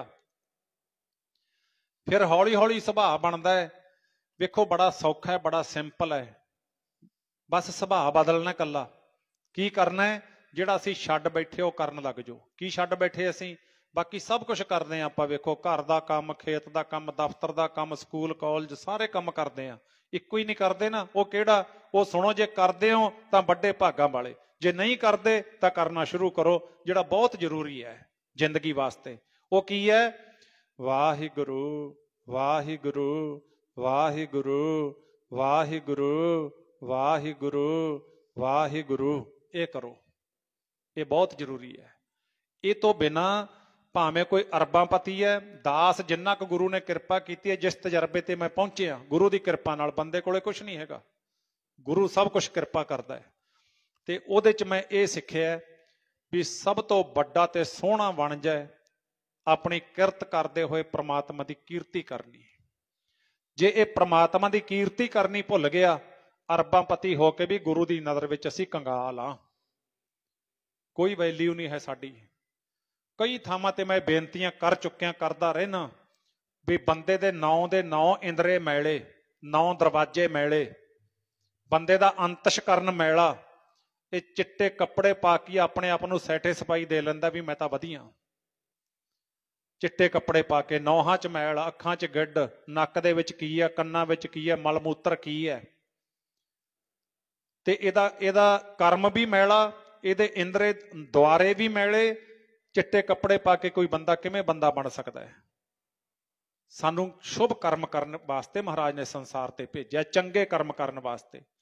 आ जिहड़ा किसानी अंदोलन ते सब कुछ हो रहा है, ये चिट्टे कपड़े ने उन्हां लोगां दे जिहड़े लोग तशद्दद ढा रहे ने। कपड़े ने उन्हां लोगां दे, अंदर तां उन्हां दे मैल भरी पई है ना। जे शुद्धताई होवे, बंदे नूं बंदा दिसे, तां कदे भी किसी निहत्थे नूं अण आई ते अन्याय करना, धक्का करना, सही ते शुद्ध बंदे दे हथ काम नहीं कर सकते। इस चीज ते जालम जुल्म उदों कमाउंदा है ਜਦੋਂ ਉਹਦੇ ਕੱਲੇ ਕੱਪੜੇ ਹੁੰਦੇ ਨੇ, ਉਹਦੇ ਕੋਲੇ ਮਨੁੱਖ ਵਾਲੇ ਗੁਣ ਨਹੀਂ ਰਹਿ ਜਾਂਦੇ, ਉਦੋਂ ਜ਼ੁਲਮ ਕਰਦਾ ਜ਼ਾਲਮ। ਤੇ ਪਿਆਰਿਓ, ਗੁਰੂ ਅਰਜਨ ਦੇਵ ਸਾਹਿਬ ਮਹਾਰਾਜ ਸਤਿਗੁਰੂ ਸੱਚੇ ਪਾਤਸ਼ਾਹ ਜਦੋਂ ਵਾਰੰਟ ਜਾਰੀ ਹੋ ਗਏ, ਤੇ ਇਤਿਹਾਸ ਬੜਾ ਲੰਮਾ, ਸਮਾਂ ਬੜਾ ਸੀਮਤ ਹੁੰਦਾ ਹੈ ਇਹ ਅੰਤਮ ਅਰਦਾਸਾਂ ਤੇ। ਮਹਾਰਾਜ ਜੀ ਕਹਿੰਦੇ ਭਾਈ ਕੱਲ ਨੂੰ ਦਿੱਲੀ ਜਾਵਾਂਗੇ। ਆਹ ਉਮਰ ਸੀ ਸਤਿਗੁਰਾਂ ਦੀ, ਜੋ ਭਾਈ ਭਗਵਾਨ ਸਿੰਘ ਦੀ ਉਮਰ ਹੈ ਨਾ, ਇਹ ਉਮਰ ਸੀ ਉਦੋਂ ਗੁਰੂ ਜੀ ਦੀ। ਸਾਰਾ ਪਰਿਵਾਰ ਕਹਿਣ ਲੱਗਿਆ ਸੱਚੇ ਪਾਤਸ਼ਾਹ ਇਸ ਤਰ੍ਹਾਂ ਨਾ ਕਰੋ, ਬਾਬਾ ਬੁੱਢਾ ਸਾਹਿਬ ਜੀ ਕਹਿੰਦੇ ਮਹਾਰਾਜ ਮੈਂ ਚਲਿਆ ਜਾਨਾ ਦਿੱਲੀ, ਮੈਂ ਜਾਨਾ, ਮੇਰੀ ਡਿਊਟੀ ਲਾਓ, ਆਪ ਜੀ ਤਾਂ ਸੰਗਤ ਵਿੱਚ ਰਹੋ। ਪਰ ਸਤਿਗੁਰੂ ਮਹਾਰਾਜ ਕਹਿੰਦੇ ਬਾਬਾ ਜੀ ਇਹ ਕਾਰਜ ਸਾਡਾ ਹੈ, ਅਕਾਲ ਪੁਰਖ ਵਾਹਿਗੁਰੂ ਪਰਮੇਸ਼ਰ ਦੇ ਹੁਕਮ ਵਿੱਚ ਅਸੀਂ ਆਏ ਹਾਂ, ਤੇ ਹੁਕਮ ਦੇ ਵਿੱਚ ਹੀ ਸਾਰੀ ਕਾਰ ਹੋਣੀ ਹੈ, ਇਹ ਕਾਰਜ ਵੱਡਾ ਹੈ। ਤਾਂ ਤਿਆਰੀ ਹੋ ਗਈ। ਆਸਾ ਦੀ ਵਾਰ ਤੋਂ ਬਾਅਦ ਗੁਰੂ ਅਰਜਨ ਦੇਵ ਸਾਹਿਬ ਮਹਾਰਾਜ ਨੇ 5 ਸਿੱਖਾਂ ਨੂੰ ਨਾਲ ਲਿਆ। ਮਾਤਾ ਗੰਗਾ ਜੀ ਜੀਵਨ ਸਾਥੀ ਗੁਰੂ ਅਰਜਨ ਦੇਵ ਸਾਹਿਬ ਮਹਾਰਾਜ ਜੀ ਦੇ ਮਹਿਲ ਝੋਲੀ ਅੱਡ ਕੇ ਮਹਾਰਾਜ ਜੀ ਦੇ ਸਨਮੁਖ ਖੜ ਗਏ। ਗੁਰੂ ਅਰਜਨ ਦੇਵ ਸਾਹਿਬ ਮਹਾਰਾਜ ਜੀ ਕਹਿੰਦੇ ਗੰਗਾ ਜੀ ਅਸੀਂ ਚੱਲੇ ਹਾਂ ਲਾਹੌਰ ਨੂੰ। ਮਹਾਰਾਜ ਜੀ ਇੱਕ ਕਿਰਪਾ ਕਰੋ, ਪਹਿਲੀ ਬੇਨਤੀ ਮੈਨੂੰ ਨਾਲ ਲੈ ਕੇ ਚੱਲੋ। ਗੁਰੂ ਅਰਜਨ ਦੇਵ ਸਾਹਿਬ ਮਹਾਰਾਜ ਕਹਿੰਦੇ ਗੰਗਾ ਜੀ ਉੱਥੇ ਨਾਲ ਜਾਣਾ ਤੁਹਾਡਾ ਠੀਕ ਨਹੀਂ ਹੈ, ਤੁਸੀਂ ਇੱਥੇ ਰਹੋ, ਪਰਿਵਾਰ ਵਿੱਚ ਰਹੋ, ਦਰਬਾਰ ਸਾਹਿਬ ਵਿੱਚ ਰਹੋ, ਡਿਊਟੀ ਸੰਭਾਲੋ। ਮਾਤਾ ਗੰਗਾ ਜੀ ਕਹਿਣ ਲੱਗੇ ਤੁਸੀਂ ਮੇਰੇ ਗੁਰੂ ਪਤੀ ਹੋ, ਤੁਹਾਡਾ ਵਿਛੋੜਾ ਸਹਿਣਾ ਮੇਰੇ ਵਾਸਤੇ ਠੀਕ ਨਹੀਂ। ਸੱਚੇ ਪਾਤਸ਼ਾਹ ਮੈਂ ਵਿਛੋੜਾ ਨਹੀਂ ਸਹਿ ਸਕਦੀ, ਇੱਕ ਘੜੀ ਨਾ ਮਿਲਤੇ ਤਾਂ ਕਲਯੁਗ ਹੋਤਾ, ਹੁਣ ਕਦ ਮਿਲੀਏ ਪ੍ਰੈ ਤੁਧ ਭਗਵੰਤਾ। ਮਹਾਰਾਜ ਜੀ ਕਿਰਪਾ ਕਰੋ ਮੈਨੂੰ ਨਾਲ ਲੈ ਕੇ ਜਾਓ। ਮਹਾਰਾਜ ਕਹਿੰਦੇ ਨਾਲ ਤਾਂ ਨਹੀਂ ਜਾਣਾ। ਫਿਰ ਝੋਲੀ ਅੱਡ ਲਈ। ਸੱਚੇ ਪਾਤਸ਼ਾਹ ਇੱਕ ਮੇਰੀ ਬੇਨਤੀ। ਮਹਾਰਾਜ ਕਹਿੰਦੇ ਦੱਸੋ। ਕਹਿੰਦੇ ਫਿਰ ਇਹ ਦੱਸ ਦਿਓ ਵੀ ਮੁੜ ਕੇ ਕਦੋਂ ਆਉਂਗੇ। ਗੁਰੂ ਅਰਜਨ ਦੇਵ ਸਾਹਿਬ ਮਹਾਰਾਜ ਕਹਿੰਦੇ ਮੁੜ ਕੇ ਆਉਣ ਵਾਲੀ ਗੱਲ ਹੈ ਜਿਹੜੀ ਨਦੀਆਂ ਵਾਹ ਵਿਛੁੰਨਿਆ ਮੇਲਾ ਸੰਜੋਗੀ ਰਾਮ, ਸਪਸ਼ਟ ਸ਼ਬਦਾਂ ਵਿੱਚ ਕਹਿ ਦਿੱਤਾ ਸੀ ਮਹਾਰਾਜ ਨੇ। ਕਹਿੰਦੇ ਸਰੀਰ ਕਰਕੇ ਤਾਂ ਨਹੀਂ ਮੁੜ ਕੇ ਆਉਂਦੇ, ਆਤਮਾ ਕਰਕੇ, ਜੋਤ ਕਰਕੇ ਗੁਰੂ ਗ੍ਰੰਥ ਸਾਹਿਬ ਦੇ ਵਿੱਚ ਆ। ਸਰੀਰ ਕਰਕੇ ਨਹੀਂ ਲਾਹੌਰ ਤੋਂ ਮੁੜ ਕੇ ਆਉਂਦੇ। ਉਸ ਵੇਲੇ ਕਿੱਡੀ ਵੱਡੀ ਗੱਲ ਹੋਣੀ ਹੈ ਪਰਿਵਾਰ ਵਾਸਤੇ, ਸਿੱਖ ਸੰਗਤ ਵਾਸਤੇ। ਵਿਛੋੜੇ ਦੀ ਅਕਹਿ ਤੇ ਅਸਹਿ ਸੱਟ ਸੀ ਇਹ। ਕੋਲ ਹੀ ਖੜੇ ਨੇ ਸਾਹਿਬਜ਼ਾਦਾ ਮੀਰੀ ਪੀਰੀ ਦੇ ਮਾਲਕ ਬੰਦੀ ਛੋੜ ਦਾਤਾ ਗੁਰੂ ਹਰਗੋਬਿੰਦ ਸਾਹਿਬ ਮਹਾਰਾਜ, ਪੁੱਤਰ ਮਹਾਰਾਜ ਦੇ। ਬਾਬਾ ਬੁੱਢਾ ਜੀ ਸਮੇਤ ਸਾਰੀ ਸੰਗਤ ਬਰਾਗ ਵਿੱਚ ਆ ਗਈ। ਮਹਾਰਾਜ ਜੀ ਤੁਰ ਪਏ ਨੇ। ਉਸ ਵੇਲੇ ਪਿਆਰਿਓ ਜਿਵੇਂ ਆਪਾਂ ਘਰ ਦੇ ਵਿੱਚੋਂ ਅਰਥੀ ਨਹੀਂ ਚੁੱਕ ਲੈਂਦੇ, ਅਰਥੀ ਜਦੋਂ ਚੁੱਕਦੇ ਆ ਉਸ ਵੇਲੇ ਦਾ ਜਿਹੜਾ ਵਿਰਾਗ ਹੁੰਦਾ ਹੈ ਕੰਧਾਂ ਨੂੰ ਰਵਾ ਦਿੰਦਾ, ਕੰਧਾਂ ਨੂੰ। ਤੇ ਜਦੋਂ ਗੁਰੂ ਸਾਹਿਬ ਜੀ ਤੁਰ ਪਏ ਨਾ, ਮਾਤਾ ਗੰਗਾ ਜੀ, ਬਾਬਾ ਬੁੱਢਾ ਸਾਹਿਬ, ਸਾਰੀ ਸੰਗਤ ਮਹਾਰਾਜ ਨੂੰ ਆਵਾਜ਼ਾਂ ਮਾਰਦੇ ਨੇ ਜਿਵੇਂ ਆਪਾਂ ਅਰਥੀ ਦੇ ਪਿੱਛੇ ਮਾਰਦੇ ਹੁੰਨੇ ਆ। ਕੀ ਕਹਿ ਰਹੀਆਂ ਸੀ ਸੰਗਤਾਂ? ਕਿੱਥੇ ਚੱਲੇ ਹੋ ਵਿਛੋੜਾ ਪਾ ਕੇ, ਅੱਖੀਆਂ ਨਹੀਂ ਰੱਜੀਆਂ। ਕਿੱਥੇ ਚੱਲੇ ਹੋ ਵਿਛੋੜਾ ਪਾ ਕੇ, ਅੱਖੀਆਂ ਨਹੀਂ ਰੱਜੀਆਂ। ਕਿੱਥੇ ਚੱਲੇ ਹੋ ਵਿਛੋੜਾ ਪਾ ਕੇ, ਅੱਖੀਆਂ ਨਹੀਂ ਰੱਜੀਆਂ। ਕਿੱਥੇ ਚੱਲੇ ਹੋ ਵਿਛੋੜਾ ਪਾ ਕੇ, ਅੱਖੀਆਂ ਨਹੀਂ ਰੱਜੀਆਂ। ਚੱਲੇ ਹੋ ਵਿਛੋੜਾ ਪਾ ਕੇ, ਅੱਖੀਆਂ ਨਹੀਂ ਰੱਜੀਆਂ। ਕਿੱਥੇ ਚੱਲੇ ਹੋ ਵਿਛੋੜਾ ਪਾ ਕੇ, ਅੱਖੀਆਂ ਨਹੀਂ ਰੱਜੀਆਂ। ਕਿੱਥੇ ਚੱਲੇ ਓਮ ਵਿਛੋੜਾ ਪਾ ਕੇ ਅੱਖੀਆਂ ਨਹੀਂ ਰਜੀਆਂ। ਕਿੱਥੇ ਚੱਲੇ ਓਮ ਵਿਛੋੜਾ ਪਾ ਕੇ ਅੱਖੀਆਂ ਨਹੀਂ ਰਜੀਆਂ।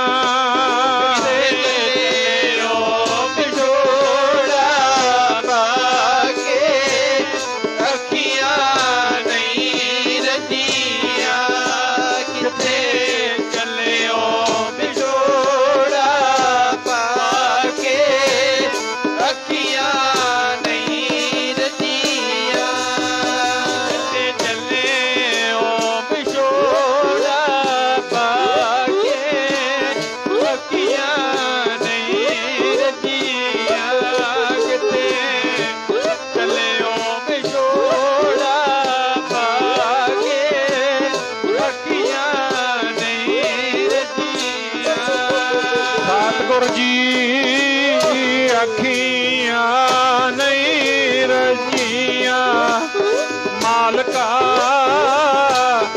ਅੱਖੀਆਂ ਨਹੀਂ ਰਜੀਆਂ। ਸਤਿਗੁਰ ਜੀ ਅੱਖੀਆਂ ਨਹੀਂ ਰਜੀਆਂ, ਮਾਲਕਾ ਅੱਖੀਆਂ ਨਹੀਂ ਰਜੀਆਂ।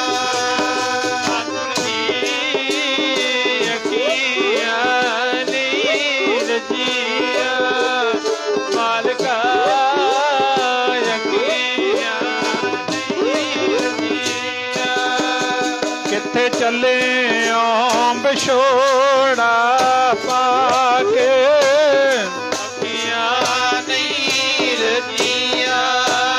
ਕਿੱਥੇ ਚੱਲੇ ਓਮ ਵਿਛੋੜਾ ਪਾ ਕੇ ਅੱਖੀਆਂ ਨਹੀਂ ਰਜੀਆਂ। ਕਿੱਥੇ ਚੱਲੇ ਓਮ ਵਿਛੋੜਾ ਪਾ ਕੇ ਅੱਖੀਆਂ ਨਹੀਂ ਰਜੀਆਂ। ਕਿੱਥੇ ਚੱਲੇ ਓਮ ਵਿਛੋੜਾ ਪਾ ਕੇ ਅੱਖੀਆਂ ਨਹੀਂ ਰਜੀਆਂ।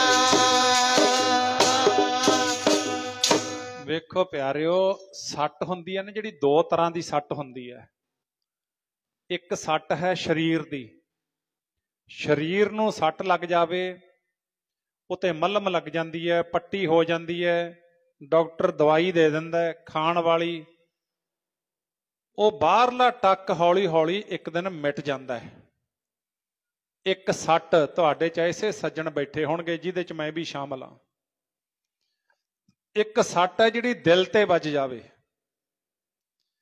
ਦਿਲ ਤੇ ਵੱਜੀ ਸੱਟ ਜ਼ਿੰਦਗੀ ਭਰ ਉਹ ਜਿਹੜੀ ਹੈ ਨਾ ਦੁਖਦੀ ਰਹਿੰਦੀ ਹੈ। ਉਹ ਟੱਕ ਨਹੀਂ ਦਿਸਣ ਚਾਹੁੰਦਾ, ਪਰ ਉਹ ਸਰੀਰ ਵਾਲੇ ਟੱਕ ਨਾਲੋਂ ਵੱਡਾ ਟੱਕ ਹੁੰਦਾ ਹੈ। ਬਾਪੂ ਜੀ ਬਿਲਕੁਲ ਸਾਧੂ ਨੇ, ਸਰਦਾਰ ਬਲਦੇਵ ਸਿੰਘ ਜੀ, ਬਾਣੀ ਨੂੰ ਸਮਰਪਿਤ ਜੀਵਨ ਹੈ ਇਹਨਾਂ ਦਾ, ਬੜੀ ਬਖਸ਼ਿਸ਼ ਹੈ। ਪਰ ਮਾਪਿਆਂ ਦੇ ਹੱਥਾਂ ਦੇ ਵਿੱਚ ਜੰਮੇ ਪਾਲੇ ਧੀਆਂ ਪੁੱਤਰਾਂ ਨੂੰ ਜਦੋਂ ਤੋਰਨਾ ਪੈਂਦਾ ਹੈ, ਉਹ ਤਾਂ ਇੱਕ ਪਿਓ ਹੀ ਜਾਣਿਆ ਕਰਦਾ ਹੈ, ਉਹ ਤਾਂ ਇੱਕ ਮਾਂ ਜਾਣਦੀ ਹੈ। ਇਹ ਦਿਲ ਦੀ ਸੱਟ ਹੈ। ਮੈਨੂੰ ਅਣਗਿਣਤ ਬਜ਼ੁਰਗ ਮਿਲੇ ਨੇ ਐਸੇ, ਜਿਨ੍ਹਾਂ ਦੇ ਹੱਥਾਂ ਵਿੱਚ ਔਲਾਦ, ਉਹਨਾਂ ਦੇ ਧੀਆਂ ਪੁੱਤਰ ਤੁਰੇ ਨੇ, ਤੇ ਉਹ ਆਪਣੇ ਮੂੰਹ ਨਾਲ ਇਹ ਗੱਲ ਕਹਿੰਦੇ ਨੇ, ਬਾਬਾ ਅਸੀਂ ਹੁਣ ਜਿਉਨੇ ਆ ਸੰਸਾਰ ਤੇ ਪੱਥਰ ਬਣ ਕੇ ਜਿਉਨੇ ਆ। ਐਂਡ ਤੱਕ ਪੁੱਤ ਪੁੱਤ ਕਹਿ ਕੇ ਪੁਕਾਰਦੇ ਨੇ, ਧੀ ਧੀ ਕਹਿ ਕੇ ਪੁਕਾਰਦੇ ਨੇ, ਭੁਲਾਇਆ ਨਹੀਂ ਭੁੱਲਿਆ ਕਰਦੇ। ਇਹ ਦਿਲ ਦੀ ਸੱਟ ਹੈ। ਦਿਲ ਦੀ ਸੱਟ ਵਿਛੋੜੇ ਵਾਲੀ ਜਿਹਨੂੰ ਵੱਜ ਗਈ, ਇਹ ਛੇਤੀ ਨਹੀਂ ਮਿਟਿਆ ਕਰਦੀ। ਇਹ ਸੱਟ ਭੈੜੀ ਹੁੰਦੀ ਹੈ, ਇਹ ਸੱਟ ਗੁੱਝੀ ਹੁੰਦੀ ਹੈ, ਇਹ ਸੱਟ ਅੰਦਰ ਬੈਠ ਜਾਂਦੀ ਹੈ। ਜਿਵੇਂ ਸਾਡੇ ਨੇੜੇ, ਉੱਥੇ ਸ਼ਾਇਦ ਤੁਹਾਡੇ ਚੋਂ ਕੋਈ ਜਾਣਦਾ ਹੋਵੇ, ਦਾਤੇਵਾਸ ਪਿੰਡ ਹੈ, ਉੱਥੇ ਸਾਡੇ ਸਤਿਕਾਰਯੋਗ MLA ਸਾਹਿਬ ਸੀ ਸਰਦਾਰ ਹਰਬੰਤ ਸਿੰਘ ਦਾਤੇਵਾਸ, ਸ਼੍ਰੋਮਣੀ ਅਕਾਲੀ ਦਲ ਦੇ। ਉਹ ਪਿਛਲੇ ਮਹੀਨਿਆਂ ਦੇ ਵਿੱਚ ਚੜ੍ਹਾਈ ਕਰ ਗਏ, ਅਕਾਲ ਪੁਰਖ ਦਾ ਸੱਦਾ ਆ ਗਿਆ, ਚੜ੍ਹਾਈ ਕਰ ਗਏ। ਤੇ ਪਿਆਰਿਓ, ਉਹਨਾਂ ਦੀ ਜਿਹੜੀ ਪਤਨੀ ਸੀ ਸਰਦਾਰਨੀ ਜਸਵੀਰ ਕੌਰ, ਅੰਤਰਗਤ ਕਮੇਟੀ ਦੀ ਮੈਂਬਰ ਸੀ ਸ਼੍ਰੀ ਅੰਮ੍ਰਿਤਸਰ ਸਾਹਿਬ ਦੀ, ਤੇ ਇਹਨਾਂ ਦਾ ਪ੍ਰੇਮ ਬੜਾ ਜ਼ਿਆਦਾ ਸੀ, ਬਹੁਤ ਜ਼ਿਆਦਾ ਪ੍ਰੇਮ ਸੀ। ਮੇਰੇ ਨੇੜੇ ਪਰਿਵਾਰ ਦੇ ਵਿੱਚੋਂ ਆ ਪਰਿਵਾਰ। ਤੇ ਉਹ ਜਦੋਂ ਚੜ੍ਹਾਈ ਕਰ ਗਏ ਨਾ, ਤੇ ਗੁਰਮਖੋ ਪਤੀ ਦਾ ਵਿਛੋੜਾ ਨਹੀਂ ਸਹਿ ਸਕੀ ਪਤਨੀ, ਪ੍ਰੇਮ ਇੰਨਾ ਸੀ ਤੇ ਪਤੀ ਦੇ ਪਿੱਛੇ ਤੁਰ ਗਈ। ਕੱਲ ਉਹਨਾਂ ਦਾ ਵੀ ਸੰਸਕਾਰ ਹੋ ਗਿਆ। ਸੱਟ ਹੈ, ਕੋਈ ਸਹਿ ਜਾਂਦਾ, ਕਿਸੇ ਤੋਂ ਸਹੀ ਵੀ ਨਹੀਂ ਜਾਂਦੀ। ਪਰ ਆਪਾਂ ਗੁਰਬਾਣੀ ਤੋਂ ਆਸਰਾ ਲੈਣਾ, ਤਕੜੇ ਹੋਣਾ, ਭਾਣੇ ਵਿੱਚ ਰਜਾ ਵਿੱਚ ਰਹਿਣਾ। ਕਿਉਂਕਿ ਸਤਿਗੁਰੂ ਮਹਾਰਾਜ ਜੀ ਨਾਲੇ ਤਾਂ ਤੁਰੇ ਜਾਂਦੇ ਨੇ, ਸੰਗਤਾਂ ਕਹਿੰਦੀਆਂ ਮਹਾਰਾਜ ਅੱਖਾਂ ਨਹੀਂ ਅਜੇ ਰੱਜੀਆਂ ਦਰਸ਼ਨ ਕਰਕੇ, ਨਾ ਜਾਓ ਸਾਨੂੰ ਛੱਡ ਕੇ, ਸਾਡਾ ਜੀ ਨਹੀਂ ਲੱਗਣਾ ਜੀ, ਸਾਨੂੰ ਕੱਲਿਆਂ ਨੂੰ ਛੱਡ ਨਾ ਜਾਇਓ। ਪਰ ਸਤਿਗੁਰੂ ਮਹਾਰਾਜ ਜੀ ਤੁਰੇ ਜਾਂਦੇ ਨੇ ਲਾਹੌਰ ਵੱਲ, ਤੇ ਪਿੱਛੇ ਸੰਗਤ ਨੂੰ ਖੜ ਕੇ, ਸੰਗਤ ਵੱਲ ਮੂੰਹ ਕਰਕੇ ਕਹਿੰਦੇ, ਬਾਬਾ ਬੁੱਢਾ ਸਾਹਿਬ ਜੀ, ਸਾਹਿਬਜ਼ਾਦਾ ਜੀਆਂ ਨੂੰ ਕਹਿੰਦੇ ਅਸੀਂ ਚੱਲੇ ਆਂ ਲਾਹੌਰ, ਤੇ ਤੁਸੀਂ ਗੁਰਬਾਣੀ ਨੂੰ ਗਾਉਣਾ, ਸਿਮਰਨ ਕਰਨਾ, ਰਜਾ ਵਿੱਚ ਰਹਿਣਾ।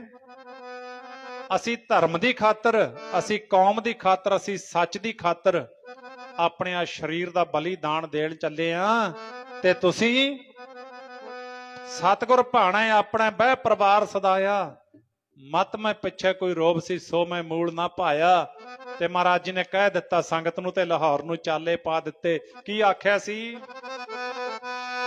ਭਾਣਾ ਉਸ ਮਾਲਕ ਦਾ ਮੰਨਣਾ ਹੈ ਮਿੱਠਾ ਕਰਕੇ, ਭਾਣਾ ਉਸ ਮਾਲਕ ਦਾ ਮੰਨਣਾ ਹੈ ਮਿੱਠਾ ਕਰਕੇ, ਭਾਣਾ ਉਸ ਮਾਲਕ ਦਾ ਮੰਨਣਾ ਹੈ ਮਿੱਠਾ ਕਰਕੇ, ਭਾਣਾ ਉਸ ਮਾਲਕ ਦਾ ਮੰਨਣਾ ਹੈ ਮਿੱਠਾ ਕਰਕੇ, ਭਾਣਾ ਉਸ ਮਾਲਕ ਦਾ ਮੰਨਣਾ ਹੈ ਮਿੱਠਾ ਕਰਕੇ, ਭਾਣਾ ਉਸ ਮਾਲਕ ਦਾ ਮੰਨਣਾ ਹੈ ਮਿੱਠਾ ਕਰਕੇ, ਭਾਣਾ ਉਸ ਮਾਲਕ ਦਾ ਮੰਨਣਾ ਹੈ ਮਿੱਠਾ ਕਰਕੇ, ਭਾਣਾ ਉਸ ਮਾਲਕ ਦਾ ਮੰਨਣਾ ਹੈ ਮਿੱਠਾ ਕਰਕੇ, ਭਾਣਾ ਉਸ ਮਾਲਕ ਦਾ ਮੰਨਣਾ ਹੈ ਮਿੱਠਾ ਕਰਕੇ, ਭਾਣਾ ਉਸ ਮਾਲਕ ਦਾ ਮੰਨਣਾ ਹੈ ਮਿੱਠਾ ਕਰਕੇ, ਭਾਣਾ ਉਸ ਮਾਲਕ ਦਾ ਮੰਨਣਾ ਹੈ ਮਿੱਠਾ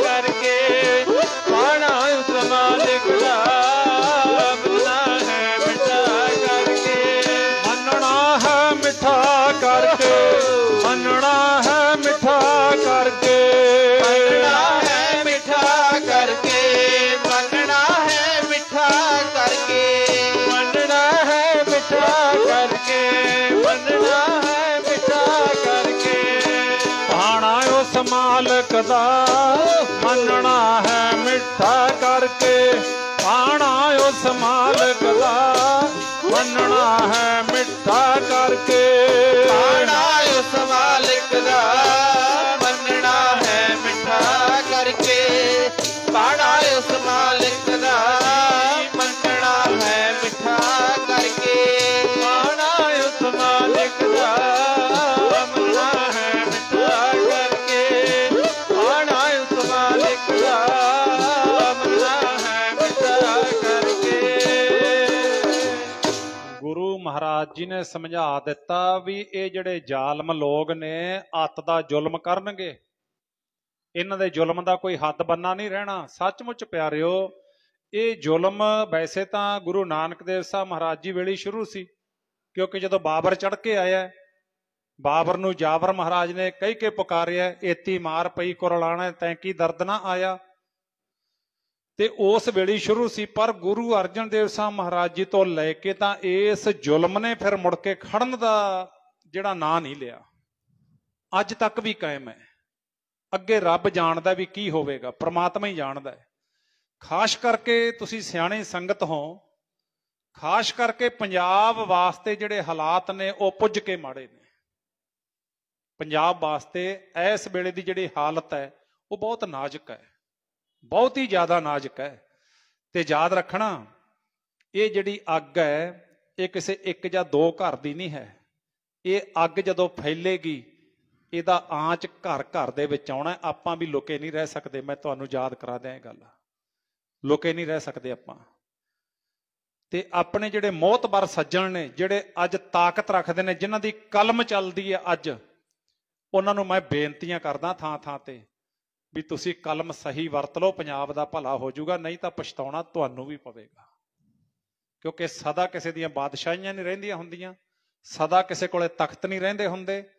ਇਹਦਾ ਜੇ ਮੌਕੇ ਤੇ ਲਾਭ ਉਠਾ ਜਾਈਏ, ਕਲਮ ਸਹੀ ਚਲਾ ਜਾਈਏ ਤਾਂ ਕੋਈ ਭਲਾ ਹੋ ਜਾਂਦਾ। ਕਲਮ ਗਲਤ ਚੱਲ ਗਈ ਤਾਂ ਬਹੁਤ ਨੁਕਸਾਨ ਹੋਣ ਦੇ ਡਰ ਹੁੰਦੇ ਨੇ। ਸੋ ਗੁਰੂ ਮਹਾਰਾਜ ਜੀ ਇੱਥੋਂ ਸੰਗਤਾਂ ਨੂੰ ਧਰਵਾਸ ਦੇ ਕੇ, ਸੰਗਤ ਦਾ ਬਰਾਗ ਨਹੀਂ ਰੁਕਦਾ ਪਿਆਰਿਓ। ਇਹਨੂੰ ਜਦੋਂ ਡੂੰਘਾਈ ਨਾਲ ਵਿਚਾਰਾਂਗੇ ਨਾ, ਗੁਰੂ ਅਰਜਨ ਦੇਵ ਸਾਹਿਬ ਮਹਾਰਾਜ ਜੀ ਤਤ ਵਿਚਾਰ ਜਾਹੈ ਮਥੁਰਾ, ਜਗ ਤਾਰਨ ਕੋ ਅਵਤਾਰ ਬਣਾਇਓ, ਜਪਿਓ ਜਿਨ ਅਰਜਨ ਦੇਵ ਗੁਰੂ, ਫਿਰ ਸੰਕਟ ਜੋਨ ਗਰਭ ਨਾ ਆਇਓ। ਤੇ ਮਹਾਰਾਜ ਜੀ ਕਹਿੰਦੇ ਕਾਲਯੁਗ ਜਹਾਜ਼ ਅਰਜਨ ਗੁਰੂ, ਸਗਲ ਸ੍ਰਿਸ਼ਟ ਲਗ ਬਿਤਰ ਹੋ। ਗੁਰੂ ਅਰਜਨ ਦੇਵ ਸਾਹਿਬ ਮਹਾਰਾਜ ਕਾਲਯੁਗ ਦੇ ਜਹਾਜ਼ ਨੇ। ਤੇ ਸਾਧ ਸੰਗਤ ਜੀ, ਗੁਰੂ ਗ੍ਰੰਥ ਸਾਹਿਬ ਮਹਾਰਾਜ ਜੀ ਕਲਯੁਗ ਦੇ ਜਹਾਜ਼ ਨੇ। ਆਪਾਂ ਨੂੰ ਟਿਕਟ ਕਟਾਉਣੀ ਚਾਹੀਦੀ ਆ ਬੜੀ ਜਲਦੀ, ਬਹਾਨੇ ਨਹੀਂ ਕਰਨੇ ਚਾਹੀਦੇ। ਇਹ ਜਾਂ ਇੱਕ ਜਾਂ ਦੋ ਦਾ ਫਰਜ਼ ਨਹੀਂ, ਆਪਾਂ ਸਾਰੇ ਇਹ ਫਰਜ਼ ਲੈ ਕੇ ਆਏ ਆ। ਮੈਂ ਆਪਣੇ ਕੋਲੋਂ ਨਹੀਂ ਕਹਿੰਦਾ, ਗੁਰਬਾਣੀ ਵਿੱਚੋਂ ਪ੍ਰਮਾਣ ਦੇਣਾ ਜਿਹੜਾ ਵੀ ਬੋਲਣਾ ਹੈ। ਮਹਾਰਾਜ ਕਹਿੰਦੇ ਆਇਓ ਸੁਣਨ ਪੜਨ ਕੋ ਬਾਣੀ। ਇੱਥੇ ਇੱਕ ਨੂੰ ਉਪਦੇਸ਼ ਨਹੀਂ, ਖੱਤਰੀ ਬ੍ਰਾਹਮਣ ਸੂਦ ਵੈਸ਼ ਉਪਦੇਸ਼ ਚੌਂ ਵਰਨਾ ਕੋ ਸਾਂਝਾ, ਸਭ ਵਾਸਤੇ ਸਾਂਝਾ ਉਪਦੇਸ਼ ਹੈ ਮੇਰੇ ਪਾਤਸ਼ਾਹ ਦਾ। ਤੇ ਅਸੀਂ ਸਾਰੇ ਗੁਰਬਾਣੀ ਨੂੰ ਪੜ੍ਹਨ ਵਾਸਤੇ, ਸੁਣਨ ਵਾਸਤੇ ਆਏ ਹਾਂ, ਗਾਉਣ ਵਾਸਤੇ ਆਏ ਹਾਂ ਗੁਰਬਾਣੀ ਨੂੰ। ਪਰ ਇੱਥੇ ਮੋਹ ਮਮਤਾ ਦੀ ਨੀਂਦ ਦੇ ਵਿੱਚ ਜਿਹੜਾ ਐਸੇ ਸੌਂਗੇ, ਮਹਾਰਾਜ ਜੀ ਨੇ ਲਿਖ ਦਿੱਤੇ ਬਚਨ। ਮਹਾਰਾਜ ਜੀ ਕਹਿੰਦੇ ਕਬੀਰਾ ਰਾਮ ਨਾ ਚੇਤਿਓ, ਜਰਾ ਪਹੁੰਚਿਓ ਆਏ, ਲਾਗੀ ਮੰਦਰ ਦੁਆਰ ਤੇ ਅਵਕੈ ਕੱਢਿਆ ਜਾਏ। ਇਹਨੇ ਪ੍ਰਮਾਤਮਾ ਦਾ ਨਾਮ ਨਹੀਂ ਸਿਮਰਿਆ, ਬੁਢੇਪਾ ਆ ਗਿਆ, ਮੌਤ ਰੂਪੀ ਆਗੇ ਦੇ ਮੰਦਰ ਤੇ ਆ ਗਈ, ਦੁਆਰੇ ਤੇ ਆ ਗਈ, ਅਜੇ ਵੀ ਨਹੀਂ ਜਾਗਦਾ, ਅਜੇ ਵੀ ਸੁੱਤੇ ਦਾ ਸੁੱਤਾ ਹੈ। ਬਹੁਤ ਵੱਡਾ ਘਾਟਾ ਪੈਣ ਵਾਲਾ। ਪਰਮੇਸ਼ਰ ਦਾ ਨਾਮ ਜਪੋ, ਬਾਣੀ ਪੜੋ, ਆਪਣੇ ਬੱਚਿਆਂ ਨੂੰ ਪਾਲੀ ਚੱਲੋ, ਕੋਈ ਮਾੜੀ ਗੱਲ ਨਹੀਂ। ਆਪਾਂ ਸਾਰੇ ਦਿਹਾੜੀਦਾਰ ਹੀ ਆ ਦੁਨੀਆ ਤੇ, ਕੋਈ ਛੋਟਾ ਦਿਹਾੜੀਦਾਰ ਹੈ, ਕੋਈ ਵੱਡਾ ਦਿਹਾੜੀਦਾਰ ਹੈ। ਵੇਖੋ ਇੱਕ ਦਿਹਾੜੀਦਾਰ ਹੈ, ਉਹ ਦਿਹਾੜੀ ਤੇ ਜਾਂਦਾ 400 ਰੁਪਈਆ ਕਮਾ ਲੈਂਦਾ। ਵੱਡਾ ਦਿਹਾੜੀਦਾਰ ਹੈ, ਉਹ ਤੋਂ ਉਹ 1000 ਰੁਪਈਆ ਕਮਾ ਲੈਂਦਾ। ਉਹ ਤੋਂ ਵੱਡਾ ਦਿਹਾੜੀਦਾਰ ਹੈ, ਉਹ 10,000 ਕਮਾ ਲੈਂਦਾ। ਉਹ ਤੋਂ ਵੱਡਾ ਦਿਹਾੜੀਦਾਰ ਹੈ, ਉਹ 50 ਕਮਾ ਲੈਂਦਾ ਹੋਣਾ। ਕਰ ਤਾਂ ਦਿਹਾੜੀਓ ਰਹੇ ਆਪਾਂ, ਬਸ ਸਮਝਣ ਦੀ ਲੋੜ ਹੈ। ਇਸ਼ਾਰਾ ਗੁਰੂ ਦੀ ਬਾਣੀ ਜਗਾਉਂਦੀ ਹੈ, ਬੰਦਿਆ ਜਾਗ ਲੈ। ਤਾਂ ਮਹਾਰਾਜ ਜੀ ਕਹਿੰਦੇ ਇਹ ਸੰਸਾਰ ਨਾਸ਼ਵੰਤ ਹੈ, ਸਰੀਰ ਮਿੱਟੀ ਹੈ, ਤੁਸੀਂ ਰੋਦਣ ਨਹੀਂ ਕਰਨਾ, ਚੇਤੇ ਰੱਖਣਾ ਗੁਰੂ ਦੀ ਬਾਣੀ ਦਾ ਪੱਲਾ ਨਹੀਂ ਛੱਡਣਾ। ਤੇ ਹਰ ਵੇਲੇ ਆਹ ਗੱਲ ਨੂੰ ਚੇਤੇ ਰੱਖਣਾ, ਕਰਮ ਮਾੜਾ ਨਹੀਂ ਕਰਨਾ, ਸੋਚ ਮਾੜੀ ਨਹੀਂ ਰੱਖਣੀ। ਕਿਉਂਕਿ ਇੱਥੇ ਤਾਂ ਜਗ ਚੱਲੋ ਚੱਲੀ ਦਾ ਮੇਲਾ, ਜਗਤ ਮੁਸਾਫਰ ਖਾਨਾ ਏ। ਇਹ ਜਗ ਚੱਲੋ ਚੱਲੀ ਦਾ ਮੇਲਾ, ਜਗਤ ਮੁਸਾਫਰ ਖਾਨਾ ਏ। ਜਗ ਚਲੋ ਚਲੀ ਦਾ ਮੇਲਾ, ਜਗਤ ਮੁਸਾਫਰ ਖਾਨਾ ਏ। ਜਗ ਚਲੋ ਚਲੀ ਦਾ ਮੇਲਾ, ਜਗਤ ਮੁਸਾਫਰ ਖਾਨਾ ਏ। ਜਗ ਚਲੋ ਚਲੀ ਦਾ ਮੇਲਾ, ਜਗਤ ਮੁਸਾਫਰ ਖਾਨਾ ਏ।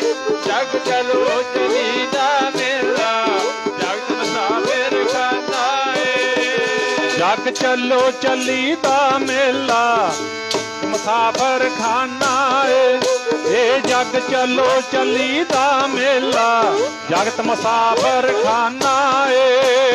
ਜਗ ਚਲੋ ਚਲੀ ਦਾ ਮੇਲਾ, ਜਗਤ ਮੁਸਾਫਰ ਖਾਨਾ ਏ। ਇਹ ਜਗ ਚਲੋ ਚਲੀ ਦਾ ਮੇਲਾ, ਜਗਤ ਮੁਸਾਫਰ ਖਾਨਾ ਏ। ਜਗ ਚਲੋ ਚਲੀ ਦਾ ਮੇਲਾ, ਜਗਤ ਮੁਸਾਫਰ ਖਾਨਾ ਏ। ਇਹੋ ਜਗ ਚਲੋ ਚਲੀ ਦਾ ਮੇਲਾ, ਜਗਤ ਮੁਸਾਫਰ ਖਾਨਾ ਏ। ਮਹਾਰਾਜ ਜੀ ਨੇ ਬਚਨ ਲਿਖੇ। ਪਾਤਸ਼ਾਹ ਕਹਿੰਦੇ ਇੱਕ ਚਾਲੇ ਇੱਕ ਚਾਲ ਸਹਿ, ਰਹਿੰਦੇ ਭੀ ਫੁਨ ਜਾਹੇ। ਕਹਿੰਦੇ ਇੱਕ ਤੁਰ ਗਏ ਤੇ ਜਿਹੜੇ ਆਪਾਂ ਬੈਠੇ ਆ, ਕਹਿੰਦੇ ਆਪਾਂ ਵੀ ਵਾਰੀ ਦੇ ਵਿੱਚ ਬੈਠੇ ਆ, ਵੇਟਿੰਗ ਦੇ ਵਿੱਚ ਬੈਠੇ ਆ। ਵਾਰੀ ਆਪਣੀ ਵੀ ਲੱਗੀ ਹੋਈ ਹੈ, ਕਦੋਂ ਕਿਸੇ ਨੇ ਤੁਰ ਜਾਣਾ ਕਿਸੇ ਨੂੰ ਕੋਈ ਇਲਮ ਨਹੀਂ ਹੈ, ਕੋਈ ਪਤਾ ਨਹੀਂ ਹੈ। ਸਭ ਆਪਣੀ ਵਾਰ, ਆਪਣੀ ਆਪਣੀ ਵਾਰੀ, ਹਰ ਕੋਈ ਤੁਰਿਆ ਜਾਂਦਾ ਸੰਸਾਰ ਤੋਂ। ਇਹ ਮੁਸਾਫਰਖਾਨਾ ਜਗਤ ਹੈ ਭਾਈ। ਇੱਥੇ ਇੱਕ ਇਹਨੂੰ ਆਵਾਗਾਉਣ ਵੀ ਲਿਖਿਆ ਬਾਣੀ ਵਿੱਚ। ਆਵਾਗਾਉਣ ਸੰਸਾਰ ਹੈ। ਆਵਾਗਾਉਣ ਦਾ ਭਾਵ ਹੁੰਦਾ ਹੈ ਘਰ ਵਿੱਚ ਬੱਚੇ ਦਾ ਜਨਮ ਹੋ ਗਿਆ ਤੇ ਬਜ਼ੁਰਗ ਤੁਰ ਗਿਆ, ਇੱਕ ਆ ਗਿਆ ਤੇ ਇੱਕ ਮੁੜ ਗਿਆ। ਆਵਾਗਾਉਣ, ਜਿੱਥੇ ਆਵਾਜਾਈ ਲੱਗੀ ਰਹੇ ਉਹਨੂੰ ਆਵਾਗਾਉਣ ਕਹਿੰਦੇ ਨੇ, ਆਉਣਾ ਜਾਣਾ ਲੱਗਿਆ ਰਹੇ। ਸੋ ਪਾਤਸ਼ਾਹ ਜੀ ਲਾਹੌਰ ਨੂੰ ਚਾਲੇ ਪਾਉਂਦੇ ਨੇ, ਸੰਗਤ ਭਾਣੇ ਵਿੱਚ ਹੈ, ਹੁਕਮ ਵਿੱਚ ਹੈ, ਰਜਾ ਵਿੱਚ ਹੈ, ਪਰ ਵਿਛੋੜਾ ਜਿਹੜਾ ਬੜੀ ਪੀੜ ਦੇਣ ਵਾਲਾ ਗੁਰੂ ਪਾਤਸ਼ਾਹ ਦਾ ਵਿਛੋੜਾ। ਸਤਿਗੁਰੂ ਜੀ ਲਾਹੌਰ ਪਹੁੰਚ ਗਏ। ਇਸ਼ਾਰੇ ਮਾਤਰ ਵਿਚਾਰ ਕਰਾਂਗੇ। ਉਸ ਵੇਲੇ ਜਹਾਂਗੀਰ ਨੇ 4 ਸਵਾਲ ਕੀਤੇ ਮਹਾਰਾਜ ਜੀ ਨੂੰ। ਸਭ ਤੋਂ ਪਹਿਲਾ ਸਵਾਲ ਸੀ ਗੁਰੂ ਅਰਜਨ ਦੇਵ ਸਾਹਿਬ ਮਹਾਰਾਜ ਜੀ ਨੂੰ, ਤੁਸੀਂ ਗੁਰੂ ਗ੍ਰੰਥ ਸਾਹਿਬ ਪੋਥੀ ਪਰਮੇਸ਼ਰ ਕਾ ਥਾਨ ਬੰਦ ਕਰ ਦਿਓ, ਤੁਹਾਨੂੰ ਇੱਥੇ ਹੀ ਬਰੀ ਕਰ ਦਿੰਦੇ ਆ, ਬਾਕੀ ਕੋਈ ਸਵਾਲ ਨਹੀਂ ਕਰਦੇ। ਗੁਰੂ ਅਰਜਨ ਦੇਵ ਸਾਹਿਬ ਮਹਾਰਾਜ ਨੇ ਜਵਾਬ ਦਿੱਤਾ, ਜਹਾਂਗੀਰ ਸਭ ਤੋਂ ਪਹਿਲੀ ਗੱਲ ਗੁਰੂ ਗ੍ਰੰਥ ਸਾਹਿਬ ਮਹਾਰਾਜ ਵਿੱਚ ਸੱਚੀ ਨਿਰਮਲ ਅੰਮ੍ਰਿਤ ਤੇ ਪਵਿੱਤਰ ਬਾਣੀ ਹੈ, ਕਿਸੇ ਧਰਮ ਦੀ ਨਿੰਦਿਆ ਨਹੀਂ ਹੈ। ਸਗਲੀ ਸ੍ਰਿਸ਼ਟੀ ਨੂੰ ਸੱਚਾ ਉਪਦੇਸ਼ ਹੈ। ਗੁਰਬਾਣੀ ਗੁਰੂ ਗ੍ਰੰਥ ਸਾਹਿਬ ਮਹਾਰਾਜ ਕਦੇ ਵੀ ਬੰਦ ਨਹੀਂ ਹੋ ਸਕਦਾ। ਇਹ ਤਾਂ ਰਹਿੰਦੀ ਦੁਨੀਆ ਤੱਕ ਰਹਿਣਗੇ। ਤੇ ਜਿਹੜੀ ਸਾਡੇ ਸਰੀਰ ਦੀ ਗੱਲ ਹੈ, ਕੀ ਹੋਇਆ ਜੇ ਸਰੀਰ ਛੋਟੀ ਉਮਰੇ ਤੁਰ ਜਾਵੇਗਾ, ਕੋਈ ਫਰਕ ਨਹੀਂ ਪੈਣ ਲੱਗਿਆ, ਪਰ ਅਸੀਂ ਕਰਮ ਨੀਵਾਂ ਨਹੀਂ ਕਰਕੇ ਜਾਵਾਂਗੇ। ਨਾ ਸਾਡਾ ਸਿੱਖ ਕੋਈ ਨੀਵਾਂ ਕਰਮ ਕਰੇਗਾ। ਅਸੀਂ ਕਰਮ ਉੱਚਾ ਕਰਨ ਵਾਸਤੇ ਸੰਸਾਰ ਤੇ ਆਏ ਹਾਂ। ਮਹਾਰਾਜ ਜੀ ਪੁੱਛਦੇ ਨੇ, ਇਹ ਸ਼ਰੀਰਾ ਮੇਰਿਆ ਇਸ ਜਗ ਮਹਿ ਆਏ ਕਹਿ ਕਿਆ ਤੁਧ ਕਰਮ ਕਮਾਇਆ, ਕਿ ਕਰਮ ਕਮਾਇਆ ਤੁਧ ਸਰੀਰਾ ਜਾਤੂ ਜਗ ਮਹਿ ਆਇਆ। ਜਿਨ ਹਰ ਤੇਰਾ ਰਚਨ ਰਚਿਆ ਸੋ ਹਰ ਮਨ ਨਾ ਵਸਾਇਆ। ਜਿਸ ਪ੍ਰਮਾਤਮਾ ਨੇ ਰਚਨ ਰਚਿਆ ਘਾੜਤ ਘੜੀ ਪ੍ਰਤਪਾਲਣਾ ਕਰ ਰਹੇ ਨੇ ਸਤਿਗੁਰੂ ਜੀ, ਸਵਾਸਾਂ ਦੀ ਪੂੰਜੀ ਬਖਸ਼ਿਸ਼ ਕੀਤੀ, ਉਸ ਪ੍ਰਮਾਤਮਾ ਨੂੰ ਹਿਰਦੇ ਵਿੱਚ ਨਹੀਂ ਵਸਾਉਣਾ ਕੀਤਾ ਸੀ। ਭੁੱਲੇ ਬੈਠੇ ਆ, ਪਤਾ ਨਹੀਂ ਕਿੱਥੇ ਮੱਤ ਲੱਗ ਗਈ। ਸੱਚਮੁੱਚ ਸਤ ਸੰਗਤ ਤੋਂ ਹੀਣਾ ਮਨੁੱਖ ਗੁਰੂ ਦੀ ਬਾਣੀ ਨਾਲ ਨਹੀਂ ਜੁੜ ਸਕਦਾ। ਉਹਦੇ ਅੰਦਰ ਗੁਰਬਾਣੀ ਦੀ ਰੌਂ, ਨਾਮ ਦੀ ਰੌਂ ਨਹੀਂ ਚੱਲ ਸਕਦੀ। ਉਹਦੀ ਪ੍ਰੀਤ ਵਾਹਿਗੁਰੂ ਵਾਹਿਗੁਰੂ ਵਾਹਿਗੁਰੂ ਉਹ ਨਹੀਂ ਕਹਿ ਸਕਦਾ, ਕਿਉਂਕਿ ਉਹਨੇ ਉਹ ਸਬਜੈਕਟ ਨੂੰ ਨਹੀਂ ਪਕਾਇਆ। ਗੁਰੂ ਦੀ ਬਖਸ਼ਿਸ਼, ਗੁਰੂ ਦੀ ਕਿਰਪਾ ਕਿਵੇਂ ਹੁੰਦੀ ਹੈ, ਗੁਰ ਪ੍ਰਸਾਦ ਕਿਵੇਂ ਮਿਲਦਾ ਹੈ, ਉਹ ਮਾਰਗ ਨਹੀਂ ਅਜੇ ਪਕੜਿਆ। ਉਹ ਪਕੜ ਲੈਣਾ ਚਾਹੀਦਾ, ਸਮਾਂ ਲੰਘ ਜਾਣਾ ਹੈ। ਤਾਂ ਦੂਸਰਾ ਫਿਰ ਕਿਹਾ, ਕਹਿੰਦੇ ਤੁਸੀਂ ਸਾਡੇ ਪੁੱਤਰ ਖੁਸਰੋ ਨੂੰ ਪਨਾਹ ਦਿੱਤੀ। ਮਹਾਰਾਜ ਜੀ ਕਹਿੰਦੇ ਗੁਰੂ ਦਾ ਦਰ ਸਭ ਵਾਸਤੇ ਖੁੱਲ੍ਹਾ ਹੈ, ਕੋਈ ਆਵੇ ਕੋਈ ਜਾਵੇ। ਸ਼ਕਲ ਨੂੰ ਲੰਗਰ, ਤਨ ਤੋਂ ਨੰਗੇ ਨੂੰ ਕੱਪੜਾ, ਲੋੜਵੰਦ ਨੂੰ ਮਾਇਆ, ਤੂੰ ਆ ਜੀ ਤੈਨੂੰ ਵੀ ਦੇਵਾਂਗੇ। ਲਾਜਵਾਬ ਹੋ ਗਿਆ। ਤੀਸਰੀ ਗੱਲ ਕਹਿੰਦੇ ਤੁਹਾਡਾ ਵੱਡਾ ਭਰਾ ਬੈਠਾ ਹੈ, ਤੁਸੀਂ ਗੁਰੂ ਬਣਿਓ ਧੱਕੇ ਦੇ ਨਾਲ। ਉਸ ਵੇਲੇ ਸੰਗਤ ਹੀ ਬੋਲ ਪਈ ਲਾਹੌਰ ਦੀ ਤੇ ਸ਼੍ਰੀ ਅੰਮ੍ਰਿਤਸਰ ਸਾਹਿਬ ਦੀ।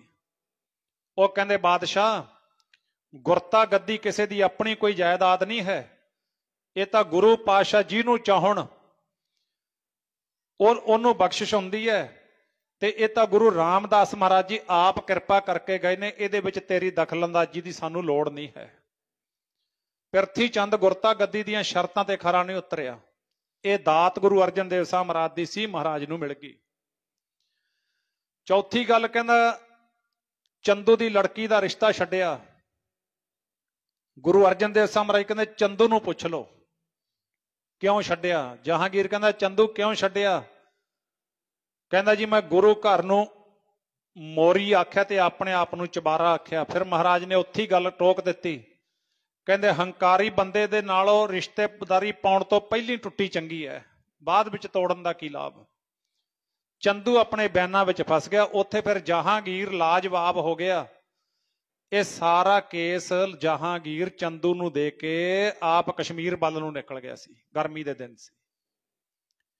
ਇੱਥੋਂ ਫਿਰ ਚੰਦੂ ਨੇ ਮਾਨਾਈਆਂ ਕੀਤੀਆਂ। ਉਹ ਆਪਾਂ ਸਾਰਾ ਇਤਿਹਾਸ ਨਹੀਂ ਵਿਚਾਰ ਸਕਦੇ ਕਿਉਂਕਿ ਸਮਾਂ ਨਹੀਂ ਹੈ। ਫਿਰ ਗੁਰੂ ਮਹਾਰਾਜ ਜੀ ਦੇ ਸੀਸ ਵਿੱਚ ਲੰਮੇ ਕੇਸ ਖੁਲਾ ਕੇ ਮੇਰੇ ਮਾਲਕ ਦੇ, ਕਿਉਂਕਿ ਜ਼ਾਲਮ ਜਦੋਂ ਜ਼ੁਲਮ ਕਰਦਾ ਹੈ ਉਹ ਵੇਖਦਾ ਨਹੀਂ ਮੇਰੇ ਸਾਹਮਣੇ ਕੀ ਹੈ। ਹਾਲਾਂਕਿ ਗੁਰੂ ਅਰਜਨ ਦੇਵ ਸਾਹਿਬ ਮਹਾਰਾਜ ਜੀ ਆਪ ਪਰਮੇਸ਼ਰ ਸਰੂਪ ਨੇ, ਪਰ ਦੁਨੀਆਦਾਰਾਂ ਨੂੰ ਨਹੀਂ ਦਿਸੇ। ਗੁਰੂ ਨਾਨਕ ਦੇਵ ਸਾਹਿਬ ਮਹਾਰਾਜ ਜੀ ਵੀ ਨਹੀਂ ਦਿਸੇ। ਕੋਈ ਆਖੈ ਭੂਤਨਾ, ਕੋਈ ਕਹੈ ਬੇਤਾਲਾ, ਕੋਈ ਆਖੈ ਆਦਮੀ ਨਾਨਕ ਬੇਚਾਰਾ। ਇੱਥੋਂ ਤੱਕ ਗੁਰੂ ਮਹਾਰਾਜ ਨੂੰ ਰੋੜੇ ਵੀ ਮਾਰੇ, ਮੌਕੇ ਦੇ ਲੋਕਾਂ ਨੇ ਡਲੇ ਵੀ ਮਾਰੇ ਕਮਲਾ ਕਹਿ ਕੇ, ਕਿਉਂਕਿ ਇਹ ਤਾਂ ਅੱਖ ਹੈ ਗੁਰਮੁਖੋ, ਨਜ਼ਰੀਆ।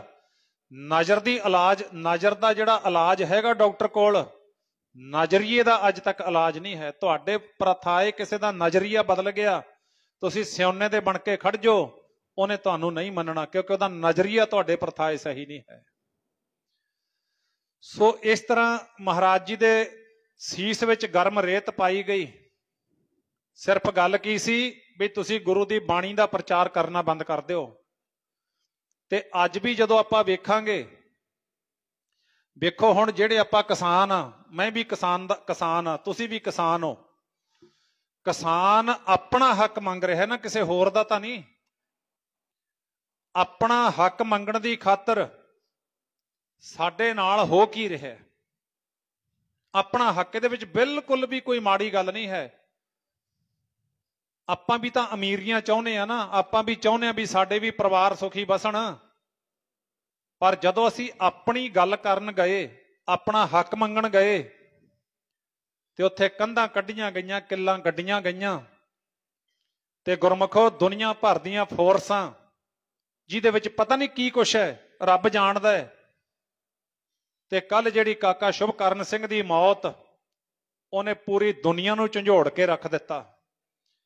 ਕਿਉਂਕਿ ਕਿਸੇ ਬਾਹਰਲੀ ਕੰਟਰੀ ਦੇ ਦੁਸ਼ਮਣ ਦੇ ਨਾਲ ਲੜਾਈ ਲੱਗੀ ਹੋਵੇ, ਆਪਾਂ ਵੀ ਭੱਜ ਕੇ ਜਾਵਾਂਗੇ, ਸਾਡੀ ਕੰਟਰੀ ਦੀ ਗੱਲ ਹੈ। ਪਰ ਇੱਥੇ ਤਾਂ ਆਪਣਿਆਂ ਨੇ ਹੀ ਬਗਾਨਾ ਰੂਪ ਧਾਰ ਲਿਆ। ਅੱਜ ਮਨ ਇਸ ਤਰ੍ਹਾਂ ਕਹਿੰਦਾ ਸਭ ਕੁਝ ਵੇਖ ਕੇ, ਸਾਡਾ ਰਿਹਾ ਨਾ ਜਗਤ ਵਿੱਚ ਕੋਈ। ਅਸੀਂ ਤਾਂ ਦਿੱਲੀ ਵਾਲਿਆਂ ਨੂੰ ਜਦੋਂ ਕਸ਼ਮੀਰ ਤੋਂ ਚੱਲ ਕੇ ਗੁਰੂ ਤੇਗ ਬਹਾਦਰ ਮਹਾਰਾਜ ਦੀ ਸ਼ਰਨ ਵਿੱਚ ਆਏ ਆਨੰਦਪੁਰ ਸਾਹਿਬ, ਸਾਡਾ ਤਾਂ ਗੁਰੂ ਹੀ ਆਪਣੇ ਸੀਸ ਦੀ ਬਾਜੀ ਦੇ ਗਿਆ ਦਿੱਲੀ ਜਾ ਕੇ। ਤੇ ਅੱਜ ਦਿੱਲੀ ਵਾਲੇ ਸਾਨੂੰ ਕੀ ਪਰੋਸ ਰਹੇ ਨੇ? ਆਪਣੇ ਬੇਗਾਨੇ ਹੋ ਗਏ, ਸਾਡਾ ਰਿਹਾ ਨਾ ਜਗਤ ਵਿੱਚ ਕੋਈ। ਆਪਣੇ ਬੇਗਾਨੇ ਹੋ ਗਏ, ਸਾਡਾ ਰਿਹਾ ਨਾ ਜਗਤ ਵਿੱਚ ਕੋਈ। ਆਪਣੇ ਬੇਗਾਨੇ ਹੋ ਗਏ, ਸਾਡਾ ਰਿਹਾ ਨਾ ਜਗਤ ਵਿੱਚ ਕੋਈ। ਆਪਣੇ ਬੇਗਾਨੇ ਹੋ ਗਏ, ਸਾਡਾ ਰਿਹਾ ਨਾ ਜਗਤ ਵਿੱਚ ਕੋਈ। ਆਪਣੇ ਬੇਗਾਨੇ ਹੋ ਗਏ, ਸਾਡਾ ਰਿਹਾ ਨਾ ਜਗਤ ਵਿੱਚ ਕੋਈ। ਆਪਣੇ ਬੇਗਾਨੇ ਹੋ ਗਏ, ਸਾਡਾ ਰਿਹਾ ਨਾ ਜਗਤ ਵਿੱਚ ਕੋਈ। ਜਗਤ ਵਿੱਚ ਕੋਈ। ਆਪਣੇ ਬੇਗਾਨੇ ਹੋ ਗਏ, ਸਾਡਾ ਰਿਹਾ ਨਾ ਜਗਤ ਵਿੱਚ। ਆਪਣੇ ਬੇਗਾਨੇ ਹੋ ਗਏ, ਸਾਡਾ ਰਿਹਾ ਨਾ ਜਗਤ ਵਿੱਚ ਕੋਈ। ਆਪਣੇ ਬੇਗਾਨੇ ਹੋ ਗਏ, ਸਾਡਾ ਰਿਹਾ ਨਾ ਜਗਤ ਵਿੱਚ ਕੋਈ। ਆਪਣੇ ਬੇਗਾਨੇ ਹੋ ਗਏ, ਸਾਡਾ ਰਿਹਾ ਨਾ ਜਗਤ ਵਿੱਚ ਕੋਈ। ਆਪਣੇ ਬੇਗਾਨੇ ਹੋ ਗਏ, ਸਾਡਾ ਰਿਹਾ ਨਾ ਜਗਤ ਵਿੱਚ ਕੋਈ।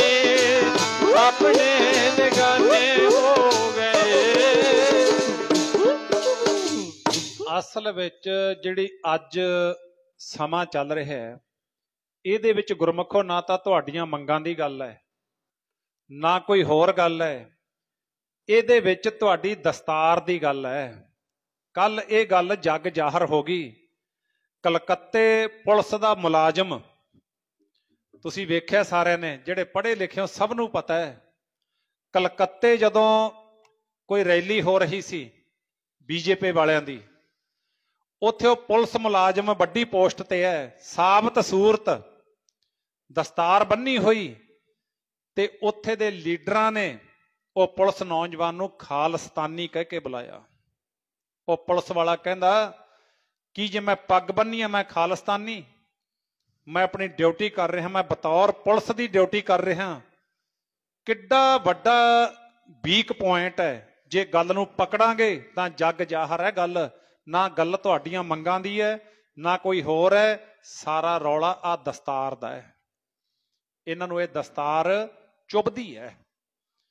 ਫਿਰ ਮੈਂ ਤਾਂ ਇੱਕ ਬੇਨਤੀ ਕਰਦਾ ਹੁੰਨਾ, ਜੇ ਦਸਤਾਰ ਚੁੱਭਦੀ ਹੈ, ਪੰਜਾਬ ਦੀ ਸਿੱਖ ਰੈਜੀਮੈਂਟ ਨੂੰ ਇੱਕ ਪਾਸੇ ਕਰ ਦਿਓ, ਤੁਹਾਨੂੰ ਅਗਲੇ ਦਿਨ ਹੀ ਪਤਾ ਲੱਗ ਜੂ। ਬਸ ਇਹ ਦਸਤਾਰ ਕਰਕੇ ਤੁਸੀਂ ਬਚੇ ਖੜੇ ਹੋ, ਨਹੀਂ ਤਾਂ ਅਗਲੇ ਪੱਬਾਂ ਭਾਰ ਬੈਠੇ ਨੇ। ਇਹ ਆਜ਼ਾਦੀ ਘੁਲਾਟੀਏ ਗੁਰਮਖੋ, ਗੱਲ 2% ਕਹਿਣਾ ਬੜਾ ਸੌਖਾ ਹੈ, ਪਰ ਜਦੋਂ ਗੱਲ ਕੁਰਬਾਨੀ ਦੀ ਆਉਂਦੀ ਹੈ ਨਾ, ਪਰਸੈਂਟ 'ਚ ਕੱਢ ਕੇ ਵੇਖਿਓ 2% ਵਾਲਿਆਂ ਦੀਆਂ ਕੁਰਬਾਨੀਆਂ ਕਿੰਨੀਆਂ ਨੇ। ਕੋਈ ਸਾਹਮਣੇ ਨਹੀਂ ਖੜ ਸਕਦਾ ਇਹਨਾਂ ਦੇ, ਕਿਉਂਕਿ ਮੌਤ ਨੂੰ ਮਖੌਲ ਕਰਨੇ ਇਹ ਪੱਗ ਹੀ ਜਾਣਦੀ ਹੈ, ਇਹ ਦਸਤਾਰ ਹੀ ਜਾਣਦੀ ਹੈ। ਤਾਂ ਉਸ ਵੇਲੇ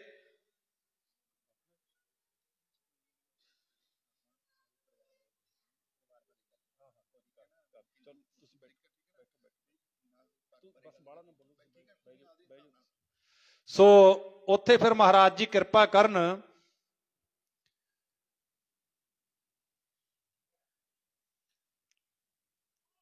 ਸੋ ਚਲੋ ਇਹ ਅੱਜ ਆਪਾਂ ਦੁੱਖ ਦੀ ਘੜੀ ਵਿੱਚ ਬੈਠੇ ਆ। ਫਿਰ ਕਈ ਵਾਰੀ ਉਹ ਵਿਵਾਦ ਵਿੱਚ ਗੱਲ ਚਲੀ ਜਾਂਦੀ ਹੈ, ਉਹਦੀ ਆਪਾਂ ਨੂੰ ਲੋੜ ਨਹੀਂ ਹੈ। ਸੋ ਵੈਸੇ ਗੁਰੂ ਘਰ ਦਰਬਾਰ ਸਾਹਿਬ ਦੀ ਜਿਹੜੀ ਮਰਜ਼ਾਦਾ ਨਾ ਭਾਈ ਸਾਹਿਬ ਜੀ, ਉਸੇ ਤਰ੍ਹਾਂ ਆਉਣਾ ਚਾਹੀਦਾ ਦਰਬਾਰ ਸਾਹਿਬ ਵਿੱਚ। ਮੈਂ ਅੱਗੇ ਨਹੀਂ ਬੋਲਦਾ, ਹਾਂ ਡਰਿੰਕ ਕਰਕੇ ਨਹੀਂ ਆਉਣਾ ਚਾਹੀਦਾ। ਜੇ ਤੁਸੀਂ ਕੀਤੀ ਸੀ ਤਾਂ ਬਾਹਰ ਬੈਠ ਜਾਣਾ ਸੀ, ਅੰਦਰ ਨਹੀਂ ਆਉਣਾ ਚਾਹੀਦਾ, ਕਿਉਂਕਿ ਆਪਾਂ ਦੁੱਖ ਦੀ ਘੜੀ ਵਿੱਚ ਆਏ ਆ ਪਰਿਵਾਰ ਦੇ। ਬਸ ਚੁੱਪ। ਸੋ ਪਿਆਰਿਓ, ਮੈਂ ਇਸੇ ਕਰਕੇ, ਕਿਉਂਕਿ ਗੁਰੂ ਦੀ ਬਾਣੀ ਹੈ, ਗੁਰੂ ਦਾ ਦਰਬਾਰ ਹੈ, ਗੁਰੂ ਦੇ ਦਰਬਾਰ ਵਿੱਚ ਆਪਾਂ ਨੂੰ ਉਹੀ ਚੀਜ਼ ਸ਼ੋਭਦੀ ਹੈ ਜੋ ਚਾਹੀਦੀ ਹੈ ਮਰਜ਼ਾਦਾ ਅਨੁਸਾਰ। ਆਪਾਂ ਵੱਡੇ ਦੁੱਖ ਵਿੱਚ ਬੈਠੇ ਹਾਂ। ਸਤਿਗੁਰੂ ਜੀ ਰਹਿਮਤ ਕਰਨ, ਕਿਰਪਾ ਕਰਨ, ਸਭ ਨੂੰ ਸਮੱਤ ਬਖਸ਼ਣ ਮਹਾਰਾਜ। ਤਾਂ ਸਾਧ ਸੰਗਤ ਜੀ, ਜੇ ਆਪਣੇ ਵਿੱਚ ਸਿੱਖੀ ਦੀ ਦਸਤਾਰ ਦੀ ਗੱਲ ਸੁਣਨ ਦਾ ਜਜ਼ਬਾ ਨਹੀਂ, ਤਾਂ ਸ਼ਾਇਦ ਫਿਰ ਇਹ ਤੋਂ ਵੀ ਮਾੜੇ ਹਾਲਾਤ ਹੋਣ ਵਾਲੇ ਨੇ। ਸੋ ਆਪਾਂ ਵਿਚਾਰ ਕਰ ਰਹੇ ਸੀ, ਚਲੋ ਕੋਈ ਗੱਲ ਨਾ, ਬੈਠਣ ਆਰਾਮ ਨਾਲ ਬੈਠੋ। ਤਾਂ ਹੁਣ ਇੱਕ ਵਾਰੀ ਸਾਰੀ ਸੰਗਤ ਆਖੋ ਜੀ ਸਤਨਾਮ ਸ਼੍ਰੀ ਵਾਹਿਗੁਰੂ। ਮੇਰਾ ਜਿਹੜਾ ਸੁਭਾਅ ਨਾ ਉਹ ਇਹ ਹੈ ਵੀ ਮੈਂ ਪਾਰਟੀਬਾਜ਼ੀ ਤੋਂ ਉੱਚਾ ਉੱਠ ਕੇ ਗੱਲ ਕਰਦਾ। ਮੈਂ ਕਿਸੇ ਪਾਰਟੀ ਨੂੰ, ਸਾਰੀਆਂ ਨੂੰ ਮੋਹ ਕਰਦਾ, ਕਿਸੇ ਦਾ ਵੀ ਮੋਹ ਨਹੀਂ ਕਰਦਾ। ਆਪਾਂ ਗੁਰੂ ਗ੍ਰੰਥ ਸਾਹਿਬ ਦੀ ਗੱਲ ਕਰਨੀ ਹੁੰਦੀ ਹੈ। ਗੁਰੂ ਗ੍ਰੰਥ ਸਾਹਿਬ ਦੀ ਸੋਚ ਕੀ ਕਹਿੰਦੀ ਹੈ, ਬਾਣੀ ਕੀ ਕਹਿੰਦੀ ਹੈ, ਇਸੇ ਚੀਜ਼ ਨੇ ਆਪਾਂ ਨੂੰ ਪਿੱਛੇ ਕੀਤਾ ਹੋਇਆ ਹੈ। ਬਾਣੀ ਨੂੰ ਸੁਣਨਾ, ਬਾਣੀ ਨੂੰ ਵਿਚਾਰਨਾ ਹਰ ਇੱਕ ਦੇ ਬਸ ਦੀ ਗੱਲ ਨਹੀਂ। ਸੋ ਆਓ ਆਪਾਂ, ਸਮਾਂ ਮੇਰੇ ਕੋਲੇ ਬੜਾ ਥੋੜਾ ਹੈ, ਉਸੇ ਅਨੁਸਾਰ ਗੱਲ ਕਰਾਂ।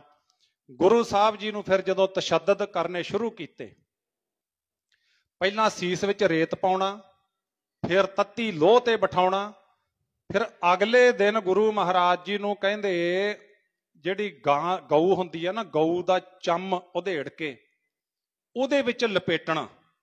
ਇਸ ਤਰ੍ਹਾਂ ਦੀ ਮੌਤ, ਇਸ ਤਰ੍ਹਾਂ ਦੇ ਨਾਲ ਤਸੀਹੇ ਦੇਣੇ। ਤੇ ਮਹਾਰਾਜ ਜੀ ਅੱਜ ਕਹਿੰਦੇ ਅਸੀਂ ਰਾਵੀ ਦੇ ਵਿੱਚ ਇਸ਼ਨਾਨ ਕਰਨਾ ਹੈ।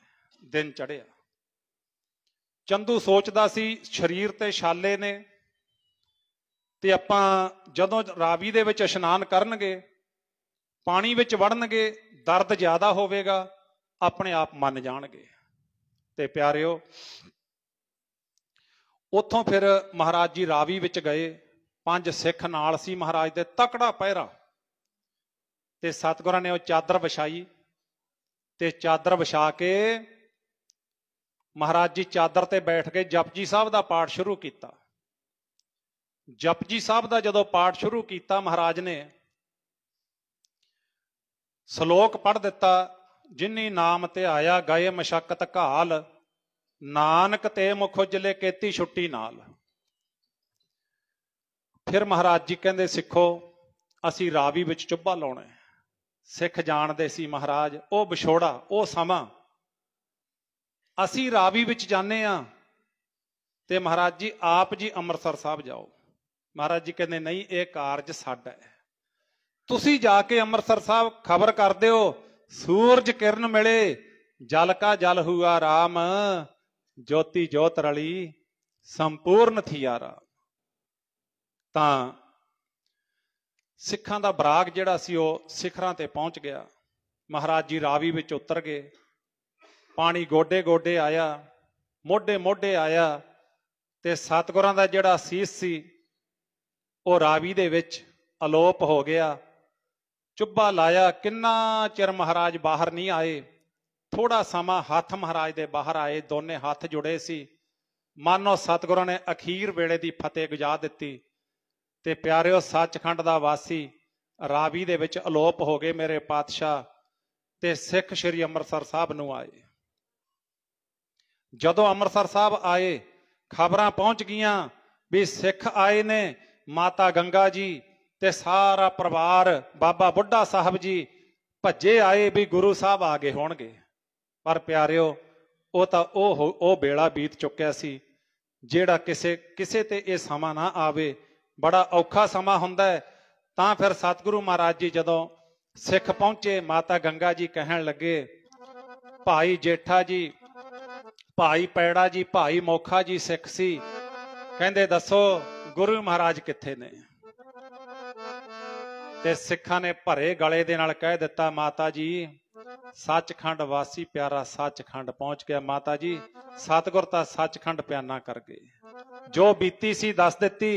ते प्यारिओ तुसी सारे जिन्ने दोस्त मित्र भाई साहब दे रिश्तेदार बैठे हो, जदों तुहाडे कोल फोन पहुंचे होणगे भी भगवान सिंह बराड़ साहब है संसार ते नहीं रहे, उदों तुसी की कीता? आही कीता होना ना जिहड़ा हुण मैं पढ़ांगा। जदों सुनिया गुरां दा जाना, ताह मार रोइयां संगतां। जदों सुनिया गुरां दा जाना, ताह मार रोइयां संगतां। जदों सुनिया गुरां दा जाना, ताह मार रोइयां संगतां। जदों सुनिया गुरां दा जाना, ताह मार रोइयां संगतां। जदों सुनिया गुरां दा जाना, ताह मार रोइयां संगतां।